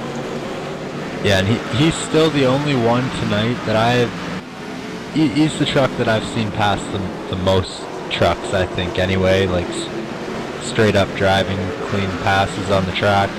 He's made the most of them as he's looking below, below Jack Watts there. Didn't want to dive bomb it in there in turn 1, but he's just going to try and methodically make his way back up there. But nobody, I don't think I've seen a pass for the lead unless it was Josh Tanner up there fighting for the lead. So when Vernon Margheim was out front, he was maintaining the lead. When Tanner was out front, he was maintaining the lead. When Lee was out front, he was pretty much maintaining the lead. So anybody we've seen out front has pretty much kept the lead, except for when Josh Tanner was battling for that second position there. So it'll be interesting to see if he can get back up there past these couple trucks and still have enough for Margheim, because I'm not sure if these guys are going to be coming back down pit road many more times, lose track position with less than 50 to go here. Yes, I would be shocked if anybody in the top on the lead lap comes back down pit road here. I think they've made their bed. They're going to lay in it, and they're going to definitely get a good finishing position. Another truck I think has got some new tires is the 77 of Craig Learman. He's back here in 13th position. He had a self-spin earlier, and he's making some headway here. As we got 3 wide racing behind him with Bucky Burt. Looks like Sam Given and looks like Fravert brother decided to not press that issue in the 36 Twinkies truck. Although he is looking now on the inside of Bucky Burt. We haven't talked a whole lot about him. That would be Michael Fravert. He is running in 16th position. Started all the way in 18th. He is 2 laps down. A lot of these trucks in the back here are a couple laps down. But they are still fighting for every position they can get. And Margheim has pulled out to about a 7/10 of a second lead. Sexton did close the gap by about a 10th last time by, and man, Gary Sexton's got to want this win pretty bad. I mean, he's led a lot of laps. He knows he's got the truck to maybe do it, and we got a caution on the track as Dustin Lee again. Yeah, I'm pulling the replay up right now. It definitely looks like the 32. Looks like Dustin Lee just absolutely plowed into the back end of Tim Cox, headed into the corner there, locked up his brakes, and then just kept sliding it there down into turn 1. And then he gets it he's just reversed into a safe spot there and lets everybody go by. Rough night for Dustin Lee there. Not the first time he's been around tonight, I don't believe. That is true. It has been unfortunate. Quite a few of these drivers have been turned around 2 or 3 times tonight. Like I said, it's hard when the trucks get checked up in front of you and you've got a big head of steam going. You lay on the brakes, and you still can't get these trucks slowed up, even though they have a huge brake package on them. And that was actually smart on his part to rolling off the track after he did spin. And it's going to give us a restart with less than 50 to go, Curtis. Who's looking good to you?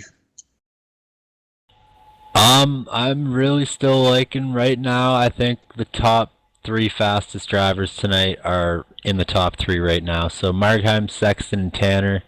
I think one of those 3 are going to be your winner tonight. I really like Josh Tanner just because of the way he's been passing the guys compared to everybody else. I think I did see him make a pass on the outside before, and I really don't think that's an option in the mind of Sexton and Markheim. I think they really need to get by on that inside. So Josh Tanner, I think he's my pick to win tonight. I know it's past lap 100 and no free pizza, but I think that's the truck to beat tonight. But I also think that any one of your top 3 could easily end up in the right spot at the right time and take it away, as well as Andy Kessler back there in the 4th position.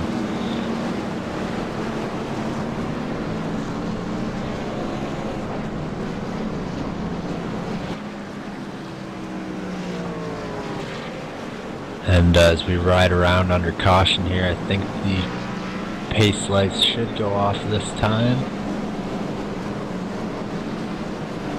And Ray Richer, I think, pitted there. He's all the way back to the 8th position. He was running up there in the top 5, so see if he can make his way back up there.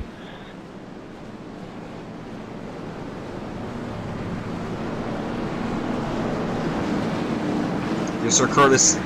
I have been in some team communication, and there are some heated tempers here. This happens every time at Martinsville and short tracks like Bristol.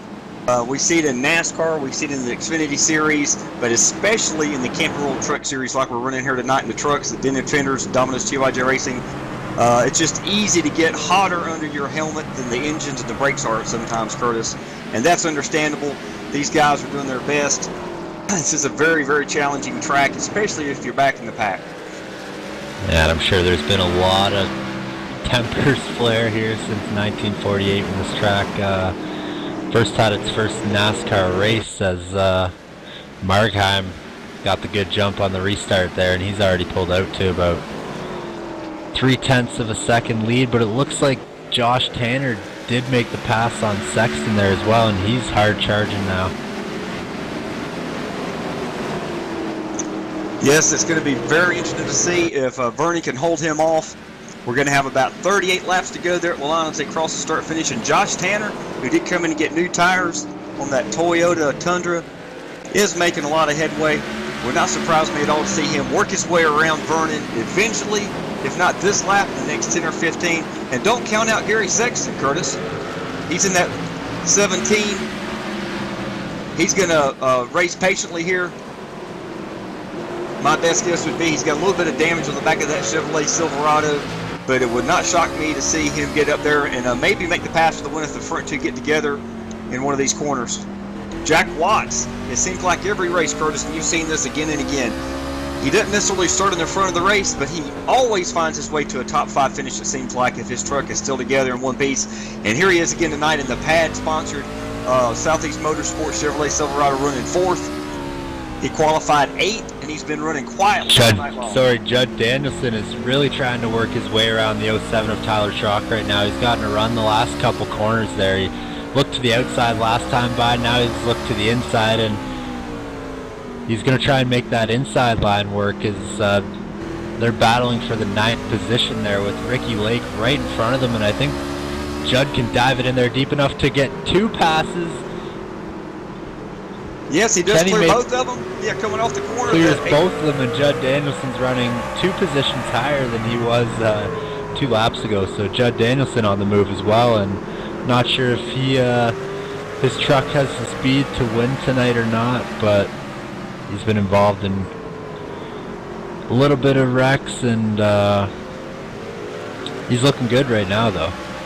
Yes, he's definitely been involved in some incidents tonight, and he definitely made an incredible move there to get around 2 trucks at one time. Ray Richer and Andrew Kessler side by side now for that 6th and 7th position, and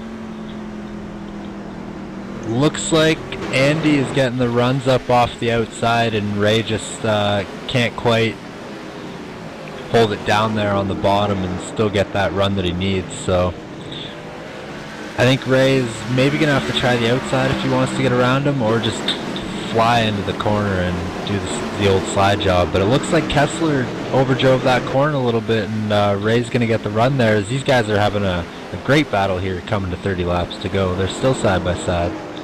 Yeah, I think Kessler locked up the left front tire that lap previous, and it let Ray get right to him, but he was not able to complete the pass.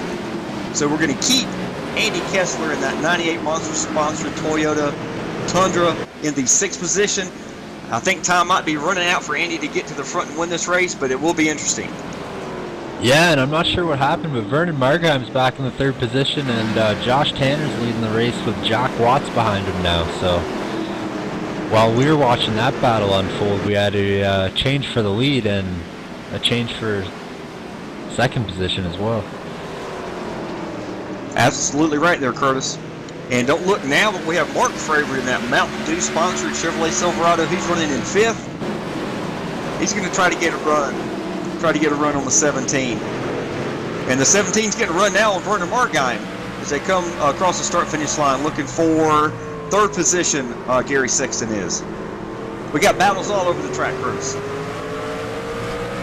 Yeah, it's crunch time now, coming to 25 to go. These laps are only 20 seconds long here at Martinsville, so you do the math, not that many minutes remaining. If we can go green here, as Josh Tanner's making his way around some lap traffic. Number 70 of Tim Rangers. Yeah, he's catching some lap traffic. He's going to split Bucky Burke and Jeremy Crandall as he makes that pass completely. Good job on those lap down trucks to give him plenty of room there. I did want to mention real quick, Jeremy Crandall tonight, running in that 73 Chevy Silverado. Originally was called, the Scoops Ice Cream was his main sponsor. Scoops is still on his truck tonight, but he's got a brand new sponsor Jeremy Crandall does. It's called Charlie's Asphalt Maintenance. They're out of Florida, and they've come on board for Jeremy Crandall. We have another caution coming out. And it looks like Marcus Potts is into the wall. That would be the number 2. We'll get that replay pulled up here in just a second, fans. He gets together with the number 36 of Michael Fravert, and just gets a little bit wiggly, goes up into the wall, absolutely clobbers the number 77 of Craig Lerman, and ends up spun around the wrong way, triggers the caution there with 27 laps to go here. I tell you what, if you paid your ticket price to watch this race tonight on All Pro Broadcasting, you're definitely getting your money's worth if you're a spectator here, because you're definitely seeing some of the most action we've seen this year in the Domino's TYJ Racing League. Of course, you expect that here at Martinsville, and that's exactly what happened to Marcus Potts there. He's trying to get it turned around. Yeah, and I think that's not really what Josh Tanner wanted, was another caution, because he was slicing through those lap cars like butter, and they're giving way to Jack Watts as well, but I think Jack saw how quickly Josh made work of those guys, and I don't think there was really a much faster way he could have got through them. So Sexton, yeah. So Jack Watts knew he had. Yeah, Jack Watts. Did he come down pit road or what? Yeah, we got big news on pit road. We have Jack Watts is on pit road. We also have got, it looks like the 98 of Andrew Kessler came down pit road.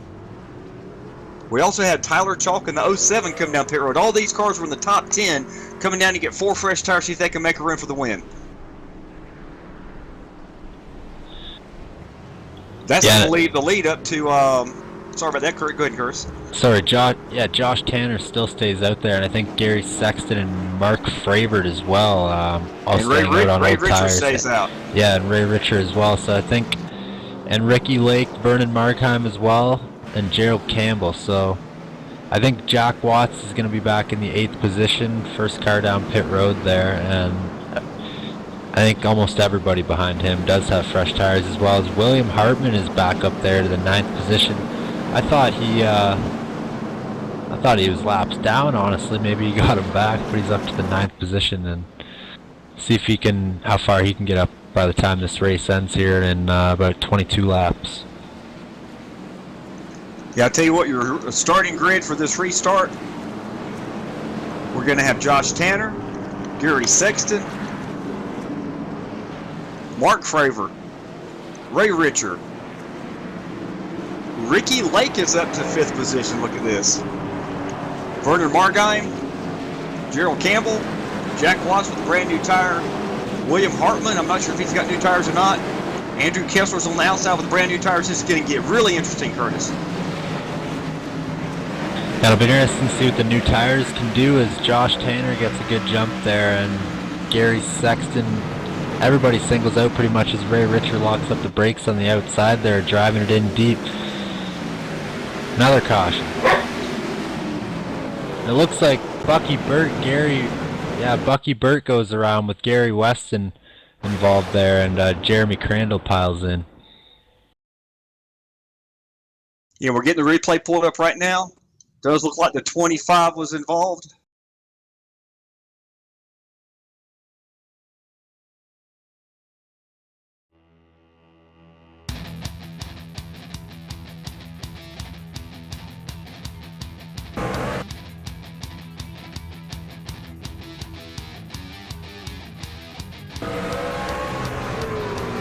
Yeah, back in the pack here, it looks like we got the 25.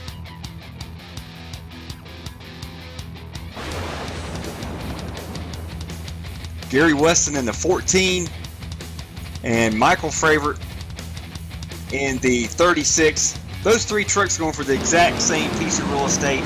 They get together, and that's what brings up the caution.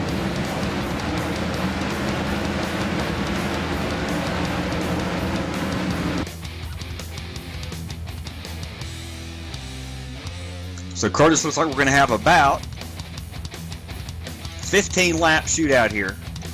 And how many positions those guys with new tires gain on those last 2 or 3 laps we just ran? I think I'm not even sure if we made it to turn 3 before there was a caution off that last restart, so I don't think much. Maybe a couple trucks on the outside didn't have the nose on them and lost maybe a position or 2, but couldn't tell you exactly who. Yeah, it looks like, from my viewpoint, pretty much nobody made up any positions with brand new tires. Of course, we didn't run very long. If we're able to get these last 15 laps in, I do think Jack Watts in the 66 may be able to make up some positions here, as well as Andrew Kessler in that 98. I really believe they got a shot here. But they took a big gamble, Curtis, coming down pit road with 25, 28 to go. Banking on maybe running the last 25 under green. If that would have happened, they probably would have made it. At least a lot further up in the field than they're going to be. And Mark Fravor is up to the 3rd position here, and I'm not sure if he got 2nd or 3rd last week, but I know him and his brother both got 2nd and 3rd there, so Fravor brothers looking for another good finish there. It looks like his brother Michael is unfortunately 2 laps down, riding in 15th, so still not terrible considering we have close to 40 trucks in the field, but I'm sure not really up to what Michael Fravor expected out of the night anyway, but I'm sure he's glad his brother's running up there in 3rd position, hoping that he gets a good finish. It looks like on the restart we're going to have about 14 laps to go. We have Josh Tanner, Gary Sexton on his outside, Mark Fravor, Ricky Lake up to 4th position. This is going to be a great, exciting restart. I'll let you take it, Curtis. Yeah, and Josh Tanner gets a good jump there, like he has pretty much all race, and Sexton is still going to hold down that 2nd position, but he can't quite get as good of a run off the corner as Tanner, and he's going to fall back at least a couple truck lengths, it looks like.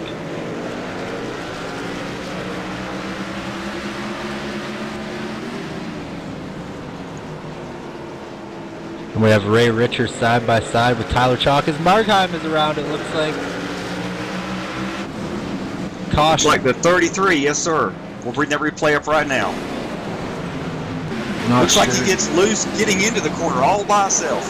Yeah, he actually turned down on the 98 of Andrew Kessler there and knocked Kessler down onto the grass and knocked himself way up the racetrack sideways and just couldn't really avoid the 07 of Tyler Chalk. And it looks like, who's that? Tim Ranger and Marcus Potts just squeaked through along with Craig Lerman around the outside there.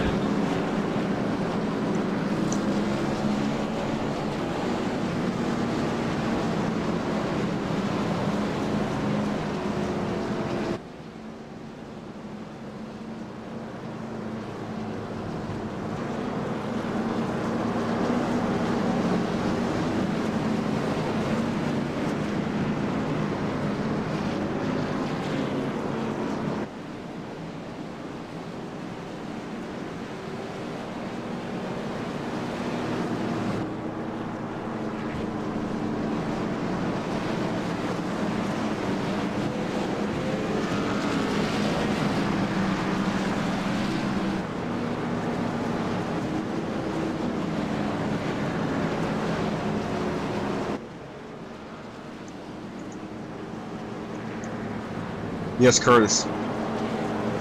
This restart is really going to be interesting.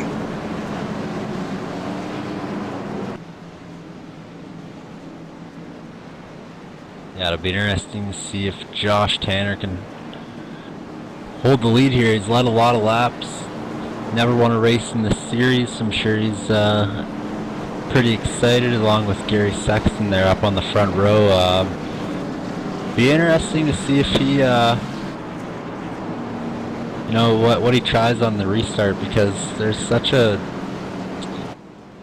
the pace car pulls off so early that, I mean, it's such a long time before you get back to that start finish line that there's lots of room for somebody to mess up and somebody to get the run. So all it takes is Josh Tanner to give it a little bit too much gas and Sexton to have a smooth restart, and he's clear of them before they get to turn one. Right here is where the drivers will make their money tonight, Curtis. We've had a long, long race, and tempers have flared. I think we got every driver in this race upset. Drivers not even in the race anymore behind the wall. They're upset. The crew chiefs are upset. So this is really going to be interesting on the restart here. Who can get the best jump and keep up with the leader?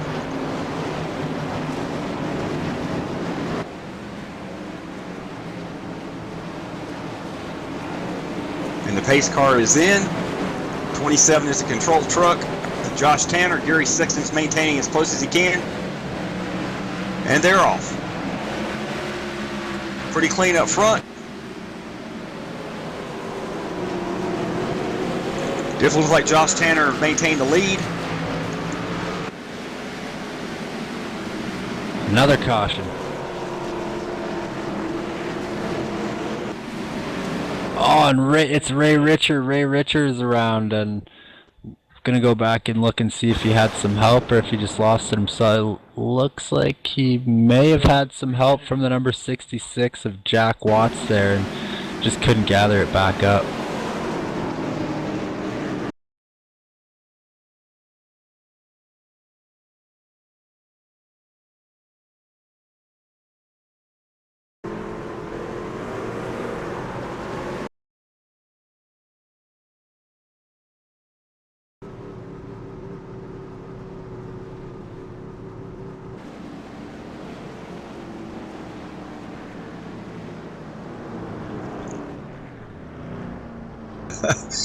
So with this, going to have a replay of about restart with 4 or 5 laps to go.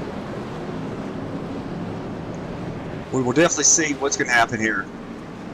Yeah, it looks like we're going to get one final restart here, and that is probably going to be it. If we get another one, won't have time to cycle the cars back up and get them lined up and go green again. So We had a similar situation last week, sort of, in the Xfinity Series. I think we had about 7 laps to go when the green flag flew, and we were able to run it out to the end. So hopefully that's what these guys can do. Love to see a green flag finish here.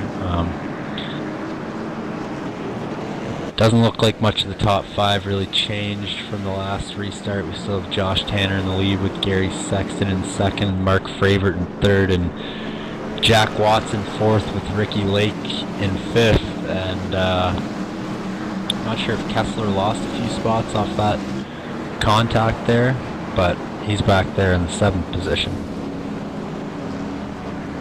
Yeah, it's going to be very interesting. We're going to have about a 3-lap, 2-lap shootout here, Curtis. I'm not in the prediction business, but I would say one of the top 5 trucks is going to win this race.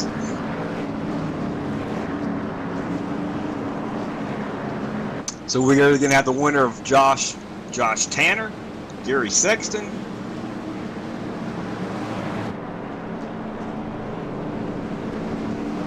Mark Fravert, Jack Watts, Ricky Lake could sneak in there and still a win. Would that be a big story? Gerald Campbell's all the way back up to 6th.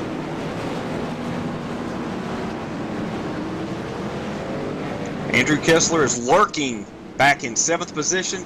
He could always get a win here. Chad Payne has moved all the way up to 9th. Way to go, Chad. And William Hartman, even with engine troubles, is up to 10th.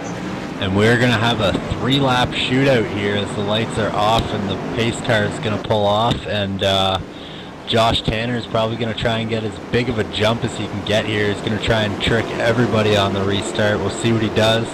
Sexton might even leave a bit early trying to get the jump, and he waits, he's waiting, and he's gone, and he gets a good jump. Sexton, and yeah, he just barely clears Fravert. Yeah, Sexton just barely got clear of Fravert pulling down there into turn 1. And we're coming to the white flag this time by. It was a 2-lap shootout, and white flag is in the air here from Martinsville. We're going to finish it under green. Can Gary Sexton get to the bumper? I'm not sure. He's going to have to really drive it in deep as he gets on the curb there, and he's going to have to sail into turn 3 to do anything here. And they're spinning behind him, but it's definitely going to be a shootout here. Gary Sexton and Josh Tanner. He gives him the bump. He gets there, but he just can't quite get it. Josh is going to clear it and get the victory here at Martinsville for the Arizona Painting Company 200. Congratulations to Josh.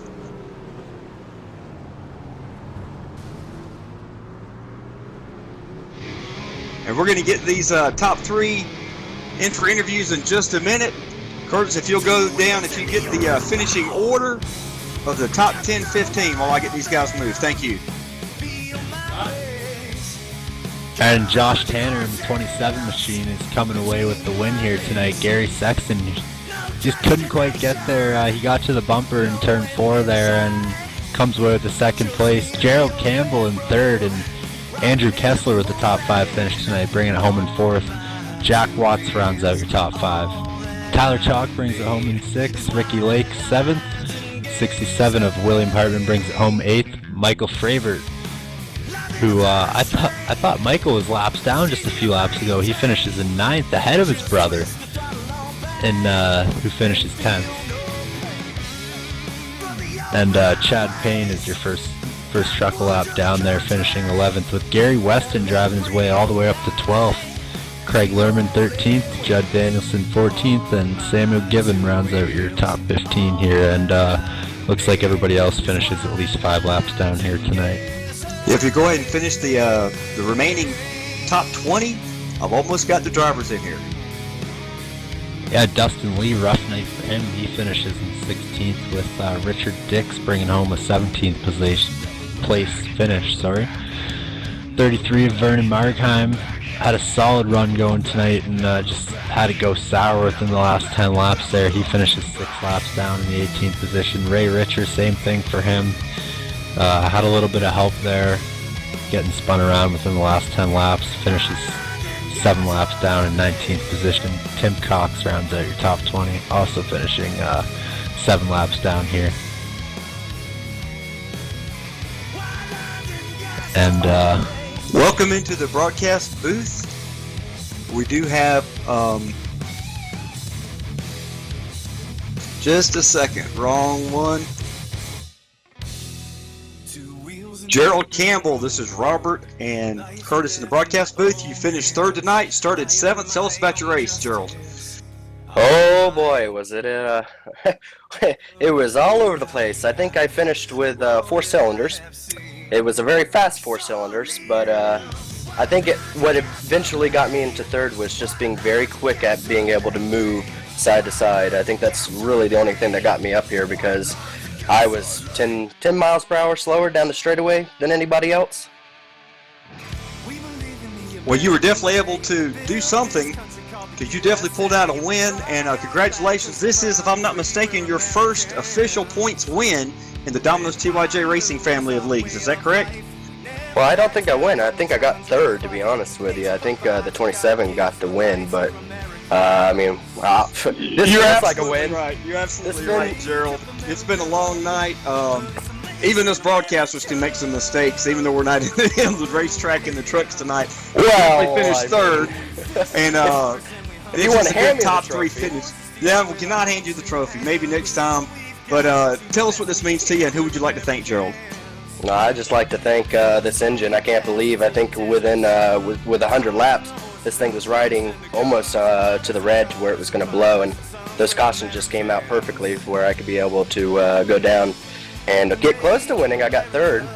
I'm hoping to get a win this season. We've been pretty close.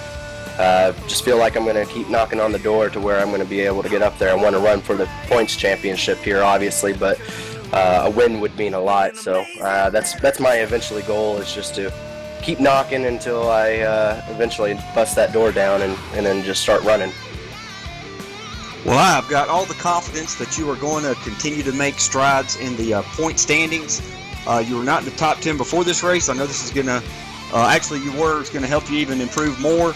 Congratulations for this top 3 finish. We are happy you're in the league. And, of course, if you win a race, you're in the chase automatically. And, again, who would you like to thank? I'd like to thank anybody that's watching this broadcast. I mean, this is really cool, really special to be able to race in a series that has broadcasting like this. There's not a lot of them out there, and this is a good one. I'd like to thank all the fans that actually end up watching this. This is pretty exciting for us to be able to go out and race in front of, how many ever people there is. I think we had like 500 people that ended up watching it on YouTube, and I mean, all for you. If you got anyone that can watch more of these races, they're obviously very exciting. You don't know what's going to happen. So just like to thank you. I like to thank Domino's. I like to thank just anybody that's watching this. Well, congratulations, Gerald, for that 3rd place finish. Hopefully next week you'll be in victory lane, and we'll be accurately calling you the winner next week. Thanks again, and we'll talk to you later. Have a great weekend, Gerald. Thank you. And next time I'm not going to say anything. I'm just going to accept it. Sounds good. And I'm down here pit side with your 2nd place finisher, number 17, Gary Sexton. Gary, we saw you running up front pretty much the entire night, and just couldn't quite get to the back bumper of Josh Tanner there on the final lap. We saw you hit the curbing a little bit. Not sure if that's what messed up your run a little bit, but yeah, tell us about your race. What was it like there from behind the wheel? Yeah, thanks, Curtis. Yeah, I was just talking to Josh here before the interview. He probably had about, I don't know, 50 or so lap newer tires than me. My strategy tonight was to just do one pit stop after running the Xfinity race. Track position was much more valuable. So, once I got past 100, my plan was to pit, and that was it. I was staying out from there. So maybe that burnt me there with trying to run them down. But 2nd place, I'll take it, especially at Martinsville. Yeah, so definitely a good run for you tonight. Do you think if you had newer tires, that you would have had something for Josh, or do you think he just flat out outran you tonight? I'd like to believe I would, but I guess that's all speculation, and I finished 2nd, and we'll just move on to the next one. All right, Gary. Well, before we let you go, anybody that you want to thank for getting the car to Martinsville and bringing it home P2? Yeah, I'd like to thank my team, Cross Continent Racing, CCR. Thank my family for supporting it. My dad for watching, my girlfriend for allowing me to come down here and spend a few hours at a time when we have a newborn. And thank everyone at Domino's and Robert, and thank you, Curtis, for putting on a good broadcast. All right, Gary. Well, congratulations on your second place tonight. We'll see you next week or tomorrow night for the top shelf, I'm sure. And yeah, good run tonight. And Robert is in victory lane with our winner tonight, number 27, Josh Tanner. Josh Tanner, this is Robert and Curtis in victory lane in the broadcast booth. They got the champagne flowing all over you. Congratulations on this win, Josh. It looks like you qualified all the way back in 27th position tonight, Josh. How'd you pull off this victory? Well, I toyed with the idea of either not qualifying or qualifying and starting and just dropping to the back, or trying to stay up front. My goal was just to avoid all the calamity, and so I opted to just not qualify and start from the back. And while I had to do quite a bit of wreck avoidance tonight, I think that ended up being the smart move. It was a long night and a lot of work, but paid off in the end. Well, congratulations, Josh. Hopefully I get this correct. This is your first official points victory in the Domino's TYJ Racing family of series. Is that correct?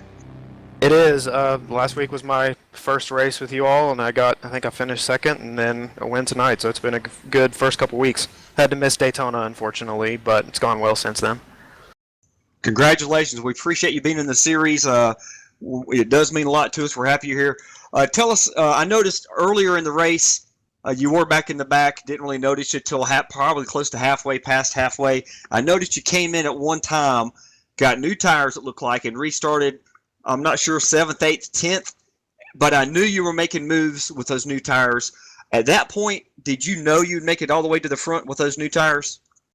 I felt pretty confident. I did pretty well in practice, and I felt pretty good about my chances. But I knew it was going to be. I knew with the amount of cautions we were having, it was either going to be. It was pick your poison when it came to pitting on fresh tires. So I wanted to do one last stop to make it to the end, and I didn't know how early was too early, how late was too late. I think the 33, who I had a great battle with, decided to pit around 175 or so, and then that ended up being a little bit too late, and he was never able to make it back up to the front with the caution. So it's a little bit of skill, quite a bit of luck. Yes, sir, Josh. I'm looking at your truck right now, and I don't see many scratches. I don't see any dents. This truck looks very clean. Tell us real quick about iRacers Digest. iRacer Digest is a podcast that I host with a few of my friends that I met through the iRacing service. We're on a hiatus at the moment. We're working on retooling the podcast and bringing it back so that we can be consistent and be available and be the best show that we could be. But you can catch us on iTunes, SoundCloud, anywhere that you get your podcasts. We're hoping to make a triumphant return soon, and we'd love for people to send in questions, topics that we can discuss on the show. Thanks, Josh. Definitely keep me posted personally on that, and we'll get that information out to not only our fans, but all of our league members. Again, congratulations on this victory. Of course, you want to thank them. Who else would you like to thank for this victory tonight, Josh? I'd like to thank you guys for putting on a great show. I know it was a bit of a caution fest tonight, but Martinsville tends to be that way. But there's a lot of great guys in this league, and I've had a lot of, just in the 2 races I've been here, I've had a lot of great battles. So thanks to all of those guys for keeping it clean and racing hard. Well, thanks again, Josh. We appreciate it. Have a great weekend. We will talk to you soon. All right, thanks, guys. Curtis, what last thoughts do you have from a race at Martinsville here? Well, sort of your typical caution-filled Martinsville race. I mean, we saw a couple decent runs there, but for the most part, caution after caution, and saw Josh Tanner, Gary Sexton, and Jack Watts put on quite a show there up front, and had a lot of comers and goers throughout the night, but yeah, ultimately Josh Tanner ends up on top. It was a very exciting race. We definitely promised all the fans that, and they definitely got their money's worth. Got a lot of drivers upset tonight, but at the end of the day, they understand what was happening here at Martinsville. A lot of them ended up with a pretty good points finish. Most of these guys, I want to congratulate all the drivers tonight in the Dented Fender Truck Series. They drove hard. They tried to be patient. Most of them finished the race, even if they had damage, and that will pay off big time. I did want to mention real quick, we do have a winner for the large 3-topping pizza. We have Tim V. Thornton from Cary, North Carolina, right down the road from where I live. He won the large free 3-topping pizza. And Curtis, we also want to thank Michael D'Amico with All Pro Broadcasting. We also want to thank the Arizona Painting Company, obviously from Arizona. This was the Arizona Painting Company 200. They paint it forward and paint a house for a needy family every single year, as well as giving away turkeys at Thanksgiving time to a lot of families in the community. Like I said before, All Pro Broadcasting and the Arizona Painting Company, they know how to give back. Classy people running both of those corporations. We're very happy to be part of what we're doing here at Dominic Superbike Racing. Curtis, you got anything else? No, don't forget to tune in tomorrow night at the same time, same network here, All Pro Broadcasting, for the Top Shelf Martinsville race. Yes, sir. That will be tomorrow night, 8:50 p.m. Eastern. Fans tune in. You can win your free large pizza. For Curtis Young, Michael D'Amico running all the cameras tonight, I am Robert McFarland. Thanks again, fans. You have a great weekend. Talk to you soon.